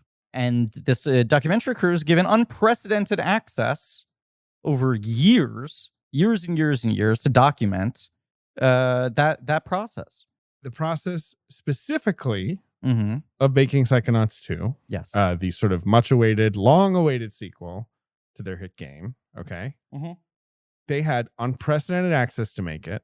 It's sort of the way they pitched it is it's like the Beatles Get Back crossed with NBC's The Office, right? Like it's sort of a workplace dramedy of sorts, real life, but with that kind of energy, but with just like the most sort of like surprising, candid look at how things actually work Sure. behind the curtain in the video game industry. Like here's total access. Here's like a deep cut reference for blank check nerds. It's like the Sweatbox. Have you ever seen the Sweatbox? Yes, I've seen the Sweatbox. Okay, well, some people will be excited that I said that. No, it is like that. It's absolutely like that. It's a Where rare you're like, glimpse. I can't believe I'm actually seeing this warts and all. Right, rare glimpse into a very opaque industry. I would Mhm. say. Yeah. They've captured 5,000 hours of footage over the last 7 years. It's like the Sweatbox. Covers wildfires in California, Mhm. elections of certain orange buffoons. Oh boy. A little thing called the novel coronavirus. Wasn't that And novel? how no, sure. Which okay. had been more of a novella. How a modern office, responded to all of that. Yeah. Not fluffy marketing. It's a detailed look at the blood, sweat, and tears of real people pouring their hearts into every pixel they create. Mhm. Okay? Yes. Episode 1 is probably where you should start. Okay? But they're also highly recommending episode 17 and 21 Yeah, they are say the two that I think are specifically being submitted for if Emmys. you're like trying to get the vibe of this series, maybe like those kind of capture like all the drama and tension. But it's not too deep into the middle of the story, I think, to be confusing. Mhm. But look. Look. You can watch the entire series for free with no ads right now in 4K with real captions made by a human. Go to doublefine.com/check to start your Psych Odyssey. Okay. Look, Trio, we can talk about it more if you want, but I will note that it didn't do very well. And Park thought, is the whole industry in cahoots to ridicule me? Is everyone Sure. conspiring to ridicule me until I collapse from exhaustion? Yeah. And so he thinks I'm going to walk away. This isn't going to work for me. But You're saying like this movie checks, you just fucking check out on it. there are scenes that are incredibly bizarre. I mean, there's like the scene where the violent guy in the trio comes back to the hotel room where they're hiding out, or the apartment or whatever, and the depressed saxophonist is massaging the woman's breast. Yes. And he thinks they're having an affair. Yes. And he's instead trying to help her because the kid won't nurse. Yes. That seems interesting. Yeah. Yeah. They're all just really depressed and doing this. I think you like it because they're all depressed. Yeah, I do. You know what? I kind of related to this movie. I might go out and do some crimes. No David, why not? It's against the law. Who cares? Yeah, probably. You're gonna have to get an earring. That's the first crime I'm gonna commit. Crime of fashion. Yeah. Look. Gonna get a long chain coming off my ear. As this film is failing, Park feels like he's being tagged with he's the cult movie guy. Sure. He's the B movie guy. Mm-hmm. As a critic, this guy was like a champion of kind of like pulpier, smaller movies. Sure. So he thinks that people are tagging his actual directorial efforts as similar. Like, oh, he makes like, glossed up trash. Because like that's what he likes. He likes to take that kind of a movie. Anti-intellectual. Right. Yeah. So he's like, fine, I want to make a popular film that's much more like sort of professional. Right. And so Joint Security Area, which is his next film, is like him being like, I need to make a mainstream feeling movie. Yeah. Which is interesting because I wouldn't call that movie mainstream feeling, but like, I've never seen them because it is really good. And it is certainly also a movie with like a very direct concept. Mm-hmm. It's a mystery film. It's set in a really specific location. Sure. It is not like these movies at all. And it was a big ass hit. It was the biggest, I think it was the biggest Korean film ever made. Yeah. So it is wild that he goes from, this poo-poo platter to like one of the biggest films in his country's history. But that also, not that it was like made cynically, but that he was like, fine, you want a movie that works? It is just funny to think about him and going, then he was correct and he knew how to do it. My mistake was not making a movie people want to see that is good. Right. So I guess I'll do that next time. You know what? Fuck you guys. Yeah, I'm you know make what? a good one next time. It's on site. Right. I feel like any other time someone tries to do that, you're like, well, if they knew how to make a good movie, they would have made a good movie the first time, A. And B, if you're that like sort of dogmatically aiming for success at all costs, that ends up feeling kind of cynical or hollow. And the fact that it like worked is a little fascinating to me. But also sometimes we gotta learn from our mistakes. Yeah. M. Night Shyamalan style, of course. He also another guy who made 2 movies that didn't really connect. And then Sixth Sense was like, you know what? I'm gonna make a movie that cannot not be a hit. 100%. He's like, let me think about what might like really just sort of what's pop undeniable in a theater that's like very old fashioned and straightforward. Yes. Again, not that The Sixth Sense or JSA are really that at all. No. They're very idiosyncratic movies, but they whatever. Results spoke for themselves. Yes. In both cases, the guys were vindicated. Yeah, the only other thing here you already had mentioned, which is basically like he thinks he was, for both of these movies, really bad with the actors. Yeah. Very controlling, treating them sort of like intellectual inferiors, he thinks. And so he does think that's part of why these movies stink. It's hitting me. These both feel like Memento. Confusing, crime-based. Yeah, but Memento is like so good. That was the one thing. Sure. But yeah, no, Nolan starts off with Following and then he does Memento, and those are both like, sort heavy-handed of noir-y, crime movies. Yeah. Yep. But again, good. I mean, yes. I mean, Memento is incredible, but even Following is like pretty good. Like, would you agree, Griffin? You're looking at your phone. Yeah, Following's okay. I'm just I'm emailing Lynn to ask him to. You're not really. Boost the IMS. Don't waste that. Do not waste that. We have a comfortable email discourse going on. You're not doing that. Are you really? I don't know what I'm doing. Let me see. No, I'm sending out a tweet. You're sending out a tweet? Oh, sure. I'm also going through my contacts list and trying to think who else I can get to boost this. Let me try and find box office games for these films. We're going to go. I guess we're going to. I can't summon the Korean box office. Okay. I mean, right. I don't have that power. Do you not? I don't know. You tell me. I mean, God, that would be. I was just going to find the U.S. box office from the times these movies were released. Okay. But I mean, I can try to see if there's like Korean box office going back to like 1992, but I don't. Look, David, you do you. Yeah, well, the thing it might be fun. I hear what you're saying, but like they might. I might not even be able to. Well, for one, I can't find a chart going that far back. Right. I can find charts sort of going back to like, the mid 2000s, maybe. Mm-hmm. Got it.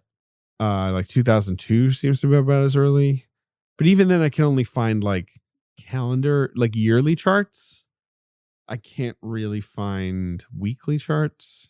Well, for this week, let's just do what you had planned initially, and we'll figure I had it no out. plan whatsoever. Well, but I can find the fucking box office from 1992. David, don't tell them. I'm going to do what I've always planned. This show has been airtight until this moment. We've never made a mistake. All right, hold on. Let's just check the list that we prepared ahead of time, and let me just cross. Okay, by we intentionality got that and done. perfect execution. Earring talk. Our entire smoke screen will collapse if you admit that you did not have a plan going into this episode. Wait, where is the fucking box office from 19? Oh, Here we go.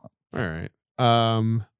So this film came out in some sense, very small, February 29th, 1992 in Korea. Okay. Oh, weird. We've done this box office game. Really? Yeah. It's Memoirs of an Invisible Man's release date. Oh, weird. Okay. So number one, SNL comedy. And it's not Memoirs. No, that's number two. What year is it again? 1992. It's Wayne's World. Wayne's World, exactly. Number three, Famed Bomb, starring action star. Hudson Hawk? No, good guess. Stallone? Yeah. One of his three bombs. There's three bombs in a row. One of his three bombs? This is the most notorious, I feel. It's not Judge Dredd. No, which I just did on Jamel Bowie's podcast, Unclear and Present Oh, that's Danger. a clever pick for them to... Sure. Yeah. No, come on. Comedy. Terrible. Oh, Oscar? No. Stop the or other My one. Mom Will Shoot. There you go. Okay. You like that movie? I think I did. Okay. Number four. Didn't stick with me. Classic, quote unquote, chick flick. You know the story about that movie that like Schwarzenegger and Stallone were caught up in such a competition that Schwarzenegger floated out that he was attached to this movie so that Stallone out of spite would try to get it instead. I'll do it. And then Stallone signed on and Schwarzenegger was like, you fucking moron, I never would have done that. That script is dog shit. He basically pranked him into making that movie. It was like, I hear Schwarzenegger is going to pay like $15 million team up for with the Getty. rights. Yeah, exactly. Yes, he does. He did. Schwarzenegger did confirm that. Stop My Mom Will Shoot. Number four. Come on, classic chick flick. Classic chick flick. Thelma and Louise. Still Magnolias. Fried green tomatoes. There you go. Fried green tomatoes. Number five. One day we'll cover it on this podcast. One day. Yes. A film from a very big director of the moment, but sort of one of his forgotten films, an adventure drama set in forests. Mosquito Coast? No. That's a good movie, though. Yeah. It's sort of a medical drama. It's Medicine Man. Medicine Man. We were talking McTiernan the other day that we got to just fucking do it. We got to just buck up and do McTiernan. Then we can do The Predators or something. Yes. I don't know. Yeah. That was Ben's conversation Man. Was how do we start talking Predators on this show? Yeah, we got it. Yeah. You want to talk Predators? Yeah, that's absolutely. fine. Yeah. One way or another. We got to do it. We got to do it. Got to do it. All right. Now, Trio Mm-hmm.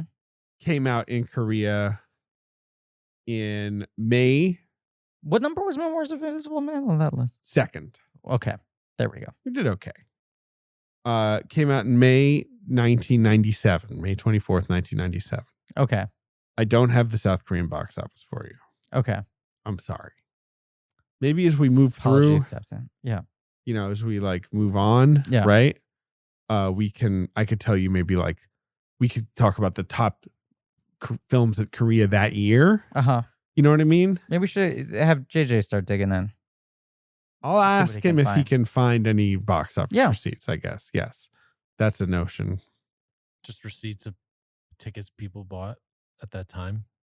Receipts of Yeah. tickets. Yeah. We're gonna just see if literal JJ can track receipts. down like cell phone photographs of dirty 25-year-old paper receipts. Okay. So essentially, this film is coming out on America's Memorial Day weekend of 1997. Okay. And this is also a box office game we have done, Oh, although Lost long, World Jurassic long Park ago, because Yeah. it is the Lost World Jurassic It's the Park. biggest opening weekend of all time. $90 million. Absurd. At that time. Something Number has survived. two, something has survived. Something has survived. And you know what the answer is? Dinosaurs. Dinosaurs. Bum, bum, bum, bum, bum, bum, bum, bum, bum, Man, this is such a good episode. bum, bum, bum, bum. David is doing stretch it out hand motion. I'm just like, I really want to call like our own shop, and I'm just sitting back and watching this episode coming together in real time. And it's like, it's crazy to be part of something you know is going to go down in history. Look, we have It's a bunch crazy of good to guests coming up for like all the This is other going to be a episodes. great mini series. It's going to be a fun mini I series. think all three a lot of us great movies walked to into the cover. studio All these today movies feeling suck. pre-defeated. Pretty silly. Yeah. No, not defeated. Just like, what are we gonna? What are we supposed to do? But it makes it more astonishing that out of that we created the best episode we've ever done. Yeah. Well, it's that egg salad sandwich I ate. No. Okay. was the Lost answer. World. Okay. Okay. Number two. Number two. Dark comedy that I am a huge fan of. Addicted to Love. Addicted to Love. Bam. All right. Number three. Science fiction film that I am a huge fan of. Well, it's not Lost in Space. No. 97 May. Fuck. It's not Event Horizon. No. Good movie though. Yeah. It's a pretty big hit. Okay. But not massive, but very big worldwide. Tell me which studio. The studio is Sony. Sony 1997 May sci-fi big worldwide. Fuck. Fifth Element. The Fifth Element. There we go. Number four, Yeah. comedy. Yeah. Spoof. It's not a Wayans. No. It's not a Zucker. No. Austin Powers. Austin International Powers. Man of Mystery. International Man of Mystery. Number five, a wonderful pulpy thriller that I think we both really like. Mhm. For grown-ups. Good movie. For grown-ups. Just a good adult movie. 1997. Yes. What studio? The studio is Paramount Pictures. It's a Paramount picture. It's a pulpy adult grown-up thriller. Tell me about the star of the picture. The star of this film is a great movie star. We've covered many of his films because he's a favorite of John Carpenter's. Okay, so it's Breakdown. The film is Breakdown. I wish I had the courage. It was the first thing that came to mind. guess? I know. From the director, the future director of Terminator 3. Rise And of the U571. Yes. Jonathan Mostow's Breakdown, which is just a fucking great movie. It's a corker. If you ever want to check out, just a fun movie. Yeah. We've also got this week, we've got Father's Day. Billy Crystal. Funny. Liar, liar. He can't lie. Pretty funny. Can't lie. He can't lie. Volcano. Pretty funny. What's the tagline? My favorite tagline ever. Oh, fuck. Things heat up. The coast is toast. Oh, right. I mean, was anything ever better than that? Did we ever have it better than the coast is toast? The coast is toast. David is holding up his computer and shaking it. The poster was just 90% tagline. The coast is toast. They saw that. They were like, I don't even know if the movie should be called Volcano anymore. I think it should be called this. Am I wrong? Was Dante's, terrible movie. Was Dante's Peak Things Heat Up? Or is there a different? Dante's Peak, which in my opinion is a better film. I just remember some like disaster movie that era having Things Heat Up like May 1997. Yeah, sure. Things Heat Up and then the date. Let's see. Dante's Peak, Exploding Soon. Okay. they didn't do a great job there. I guess Coast is Toast, the movie, aka Volcano. That was a trailer that terrified me when it played. Well, it's a little scary because like there was the whole idea of like, as we all know, Los Angeles is not on an active volcano, Right. Except it turns out it is. I was like, this whole fucking time. The whole 90s thing where they're like, weird stuff's happening in LA. And there's the one guy who's like, look, I know no one's ever wanted to listen to me, but my research indicates there's actually a volcano. Yeah. And Tommy Lee Jones going like, what are you saying, son? What are you talking about? Why can't I play that guy? Why can't I do that three times there's a year? not as many of those movies This anymore. is what I'm saying. I mean, Moonfall, of course, had Sam from Game of Thrones going like, well, my research indicates the moon is a spaceship. Right. That was a you know what? I was asked to audition for that one, and I didn't. But I think he also wanted that fucking... Yeah. Sure. Yeah. You've also got Night Falls on Manhattan. Mm-hmm. The who's that? That's Sidney Lumet, right? Yeah, Sidney, yeah. late Lumet. Late Lumet. With what was it, Garcia? Yeah. It's one of those things where he would just be like, "Here you go," and everyone was like, "No." In the 90s, he'd just be like, "What about this?" No. No. Andy Garcia, don't know who that is. Melanie Griffith undercover with a sedum? No, thank you. That one's weird. Yeah. Number 10. I had completely memory hold the fact that Sidney Lumet was married to Gloria Vanderbilt. Gloria Vanderbilt? Yes. Who's Gloria Vanderbilt? Of the Vanderbilts, Anderson Cooper's mother. Oh. Yeah. Cool. Sidney Lumet was married to her. He was only not for 7 years. Yeah. Bizarre. So that's the box office from America. Okay. When this movie sort of came out in Korea, which I think it barely did. Yeah. It made a trio of dollars. Yeah, exactly. Yeah. So that's the end of that episode. But you know what? What? My apologies to the sponsors of this week's episode. I'm sure we'll do those ads later. Make goods coming up. You're right. Hey, the ad reads were good. The episode just sucked. You sure that was Blank Check? Not Dog Shit Podcast? Cracked Movie Club? Oh. Wow. Remember when we were so mad at them for some reason? Yeah.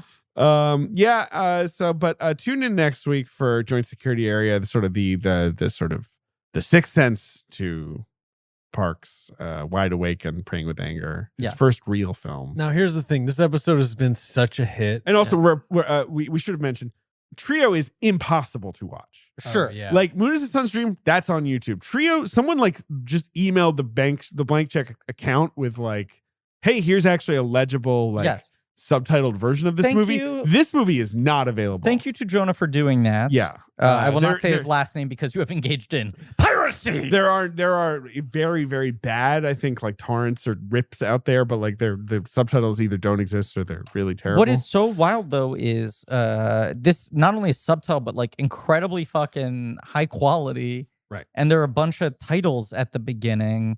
This is a digital restoration done in 4K by the Korean Film Archive in 2019 using the original negative. So there has been this really nice restoration done of this movie that they don't let anyone see. Right. Yeah. Anyway. But so, apologies for that as well. Ben, what were you going to say? Sorry. I made a note at the beginning of the episode. We promised to discuss my nicknames, but I feel like this has again been such a banger. What's the runtime here? Because we're done, but we can let's say, I don't know, just about an hour 40. Oh, geez. We're doing the fucking nicknames. Long episode. Shortest episode we've done. All right, mini-series nicknames. So we know here, I'll just read them out quickly. Sure. This is just the mini-series specific nicknames, not his regular. Brewster Ben Kenobi, Kylo Ben. Oh, we're doing it all the way from there. Listen! Ben Night Shyamalan, Ben Sape Anything, Ailey Benz with a $, Warhaz, Purdue Urbane, Ben 19, The Fennel Maker, Robo Haz, Banglish, Mr. Ben Credible, Eat Drink Ben Hosley, The Hostel Day, Beetle Ape Juice, Public Benemies, Hosika the Ditch of the Jersey, Stop Making Bens, Haz Pig in the City, Ben Hosley Went Sally. Oh, it's pretty funny. Really funny, actually. The Secret Life of Ben's. That one's a real whiff. The Great Mouse Fart Detective. Pretty funny. Good. Hosbreak Kid. Ben's in the Haas. Yeah. Apparently, that's what we settled on. Because Ben's with a Z. He used to call himself Ben with a Z. Yes. Yeah, Ben Skate from New Haas. Yeah. Really? All right. Bronco Hosley. Back in business. I think that was a Richard absolutely a Lawson. Haas the Great and Powerful. So we have a lot of nicknames to do. Okay. We really never did a Zemeckis name. So this is the thing. Apparently the list is we never did Zemeckis, then we did the ones after Zemeckis, and then the run of Fosse, Kubrick, Selick, Boyle. Oh fuck. Jesus. Okay. So what's I'm gonna throw out a couple quickly, okay? Please. Podmare before Castmas. Yeah. I think his name is Bones Audio Daddy. Okay, Bones Sound Daddy. Bone Sound Daddy. Bone Sound Daddy. I like that. All right, great. That's what he Because they gets for call Jack Zemeckis. Skellington Bone Daddy. Right. I'm, And just that's throwing the names on the magnet wall. Magnet boy, slap it up it. And that's the business of course, I've run. Right. Yeah, So your Bone company's Sound. called Bone Sound. I'm His fucking is Bone Billy Daddy. Bean, Done. Jeremy Giambi, Clank. Bone Sound Daddy. Right, Done. yeah. All right, so Bob Fosse. Well, I feel like there was an obvious one for this, wasn't there? Huh. Should we go back to 18-month-old Reddit threads? Can we find that? Probably. It's always what happened to the nicknames? You know, it's a lot of that. Yeah. Joe Gideon. Joe Gideon? I'm just running through elements of these movies. All that Haas. 2 Z's, all that Haas. Great. Clack. All right, Spielberg. Not Spielberg, Zemeckis. No, we did Zemeckis. I mean Kubrick. Sorry, Thank Jesus. Not We Spielberg. didn't do Zemeckis. We did. It was we clacked that one. Wait, what happened? No, we clacked Selleck. Oh, that was Selleck. Oh God. I wasn't going in order. I Right, was all going right, in order of ideas coming to me. All right. Okay. So Kubrick. We got. Okay. We've got Kubrick. We've got Zemeckis. We've got Boyle. Okay. Now, here's another. I know we're going hard on the Haases right now, Sure. but Haas 9000. Yeah. Great. Clack. And then we still got. Let's make Boyle. that one HOS just for variety, because all that Haas is 2 Z's. Thank God we did that. Okay. Haas 9000. Train podcasting. Okay. Trains podcasting. Sunshine Icarus. Millions. Slumdog Millionaire. Fucking. Who wants to be a Ben Yulner? A life Ben Ordinary? No, that doesn't make any sense. Doesn't make any sense at all. Oh God, it would be perfect if only it made any sense. Oh. I'm gonna put 1,000 podcasts in your pocket. Yeah, Steve Haas. How about the Ben? Like the beach. No, that's bad. Okay, but wait, what about this? Bad. But what about this? What about this? What about this? What about this? What about the bench? What? That doesn't That's make any bad, sense too. either. It's like Ben and Beach. Bad. Combined. Fuck. I feel like people used to suggest nicknames I know, to that's me. what I'm saying. If we I can know, only and they always find- come up, and I feel like I read them on If Reddit. only and we I can't. responded to things when they happened. We've definitely pinned ideas in the past. Okay, well, I have a thread from 8 days ago that says Ben's Keaton nicknames. Okay. All right, so I got. All Oh, right, shit. we don't get Okay, Keaton. This is a nightmare. Okay. This is a nightmare. Okay. Keaton nickname ideas. Go. Okay, Steamboat Benny, the Great Stoned Face, Scumbum Jr., Sherlock Hosley Jr.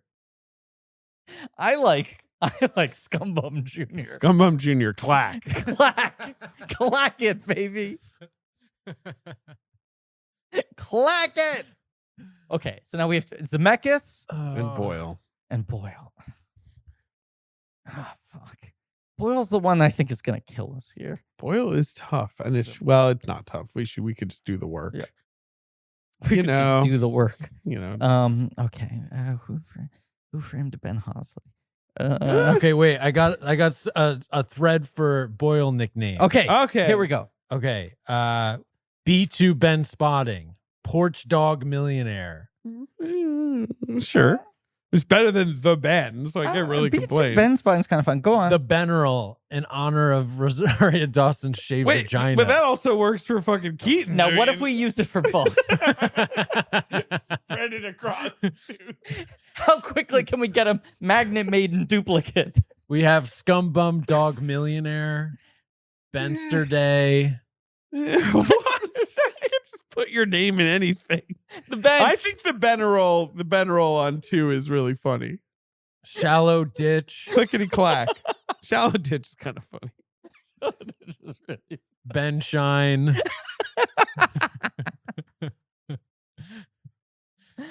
Oh wow. Yeah. What about Scumbum Jr. though? Are we gonna give up on Scumbum Jr. that fast? Yeah. Really? Yeah. 120 Haas.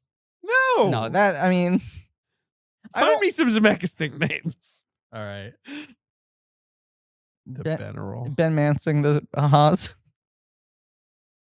who bend Roger Hosley. B2 Ben spotting is kind of funny. I kind of like it. Yeah. All right, we'll do that. The Ben roll is just kind of, we're going to put that in as like an alt. Okay. That's kind of like a floating name. Ben to the Hosley part 3. I'm sorry, what? Ben to the No, Hosley I heard you, part but what? 3.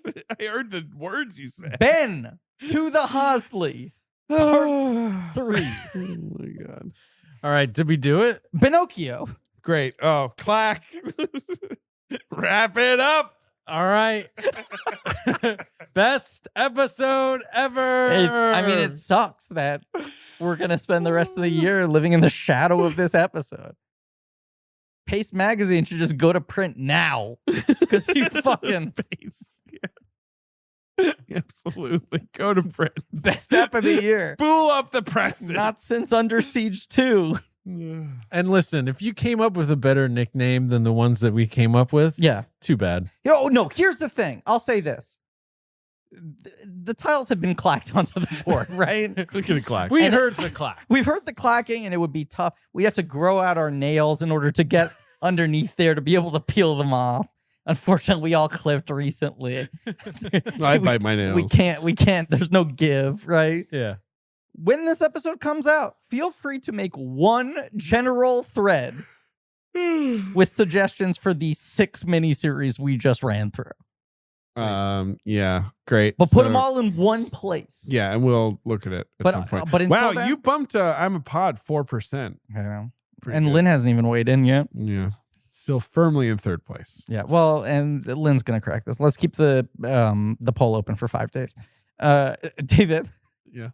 Let's just run through the ones we just committed to. Absolutely not. Already closed the file. Bonestown Okay. Daddy, Sure. Haas 9000, Yeah. Yep. all that Haas, Yeah. 2 Z's, Uh-huh. Scumbum Jr., Yeah. Ben to the Hosley Part 3, Yeah. and B2 Ben spotting. Is that what we're saying?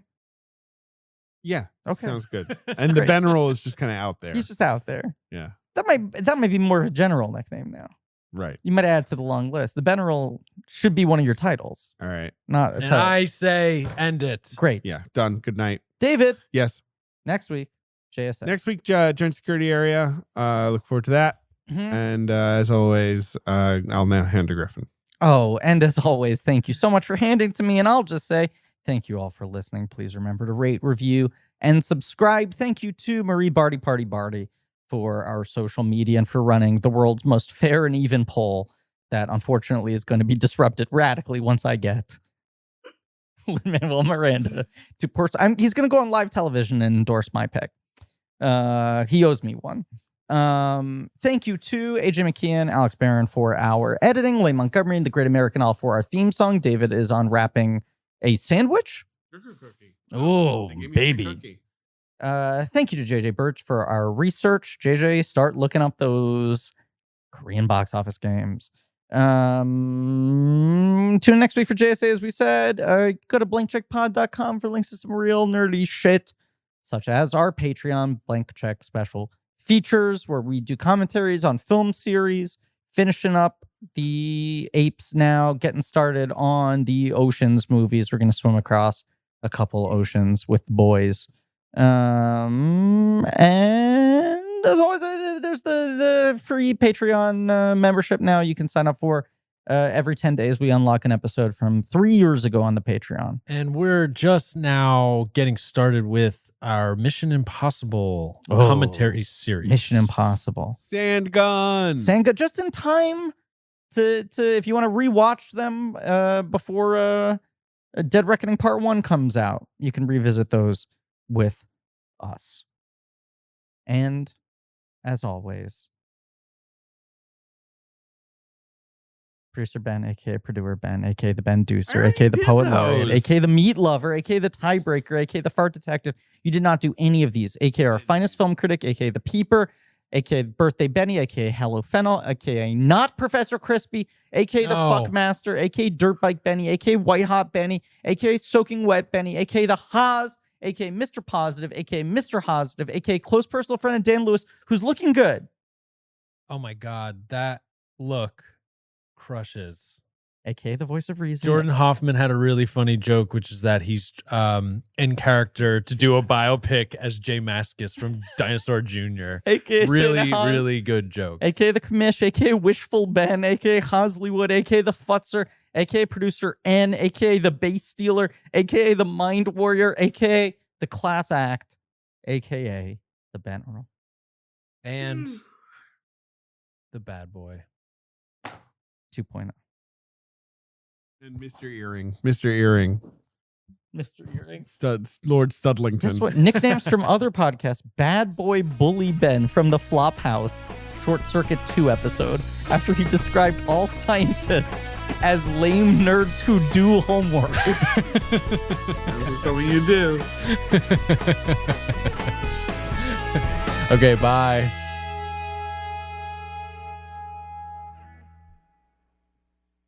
All right. Let's look through. Joint Security Podcast. Okay. Sympathy for Mr. Podcast, or some version of that, which is kind of fun. Yeah. And obviously there's 2 movies that basically fits. Yeah. I'm a podcast, but that's okay. I mean, that's also good. It's a very funny title. It is one of his less well-known movies, but still. Yeah. Those are the and then Decision to Podcast is kind of a fastball straight down the middle. Nothing wrong with that. Yeah. I don't think anything else really fits. You You can't really squeeze anything into the word sympathy. No. You can't do like podmathy. No, I don't think. Right. But I do think Sympathy for Mr. Podcast is funny. I do too. I'm a podcast, but that's okay. It's funny. Decision to Podcast is funny. All 3 are funny. Should we do a poll? I kind of Should I? should. All right, I'm going to text Marie. Okay, but maybe let's start recording so we Yeah, can even get this on mic. Let's save nothing for not on mic. I was recording that the whole time. You were recording? Holy shit! Wait, what? Wait a second. Sneaky. But that's end of episode content, because that's not how we start the podcast, Ben. That's fine. I just, Okay. I Okay, I didn't even have my figured why headphones not? on. Why not start rolling? Okay, ready?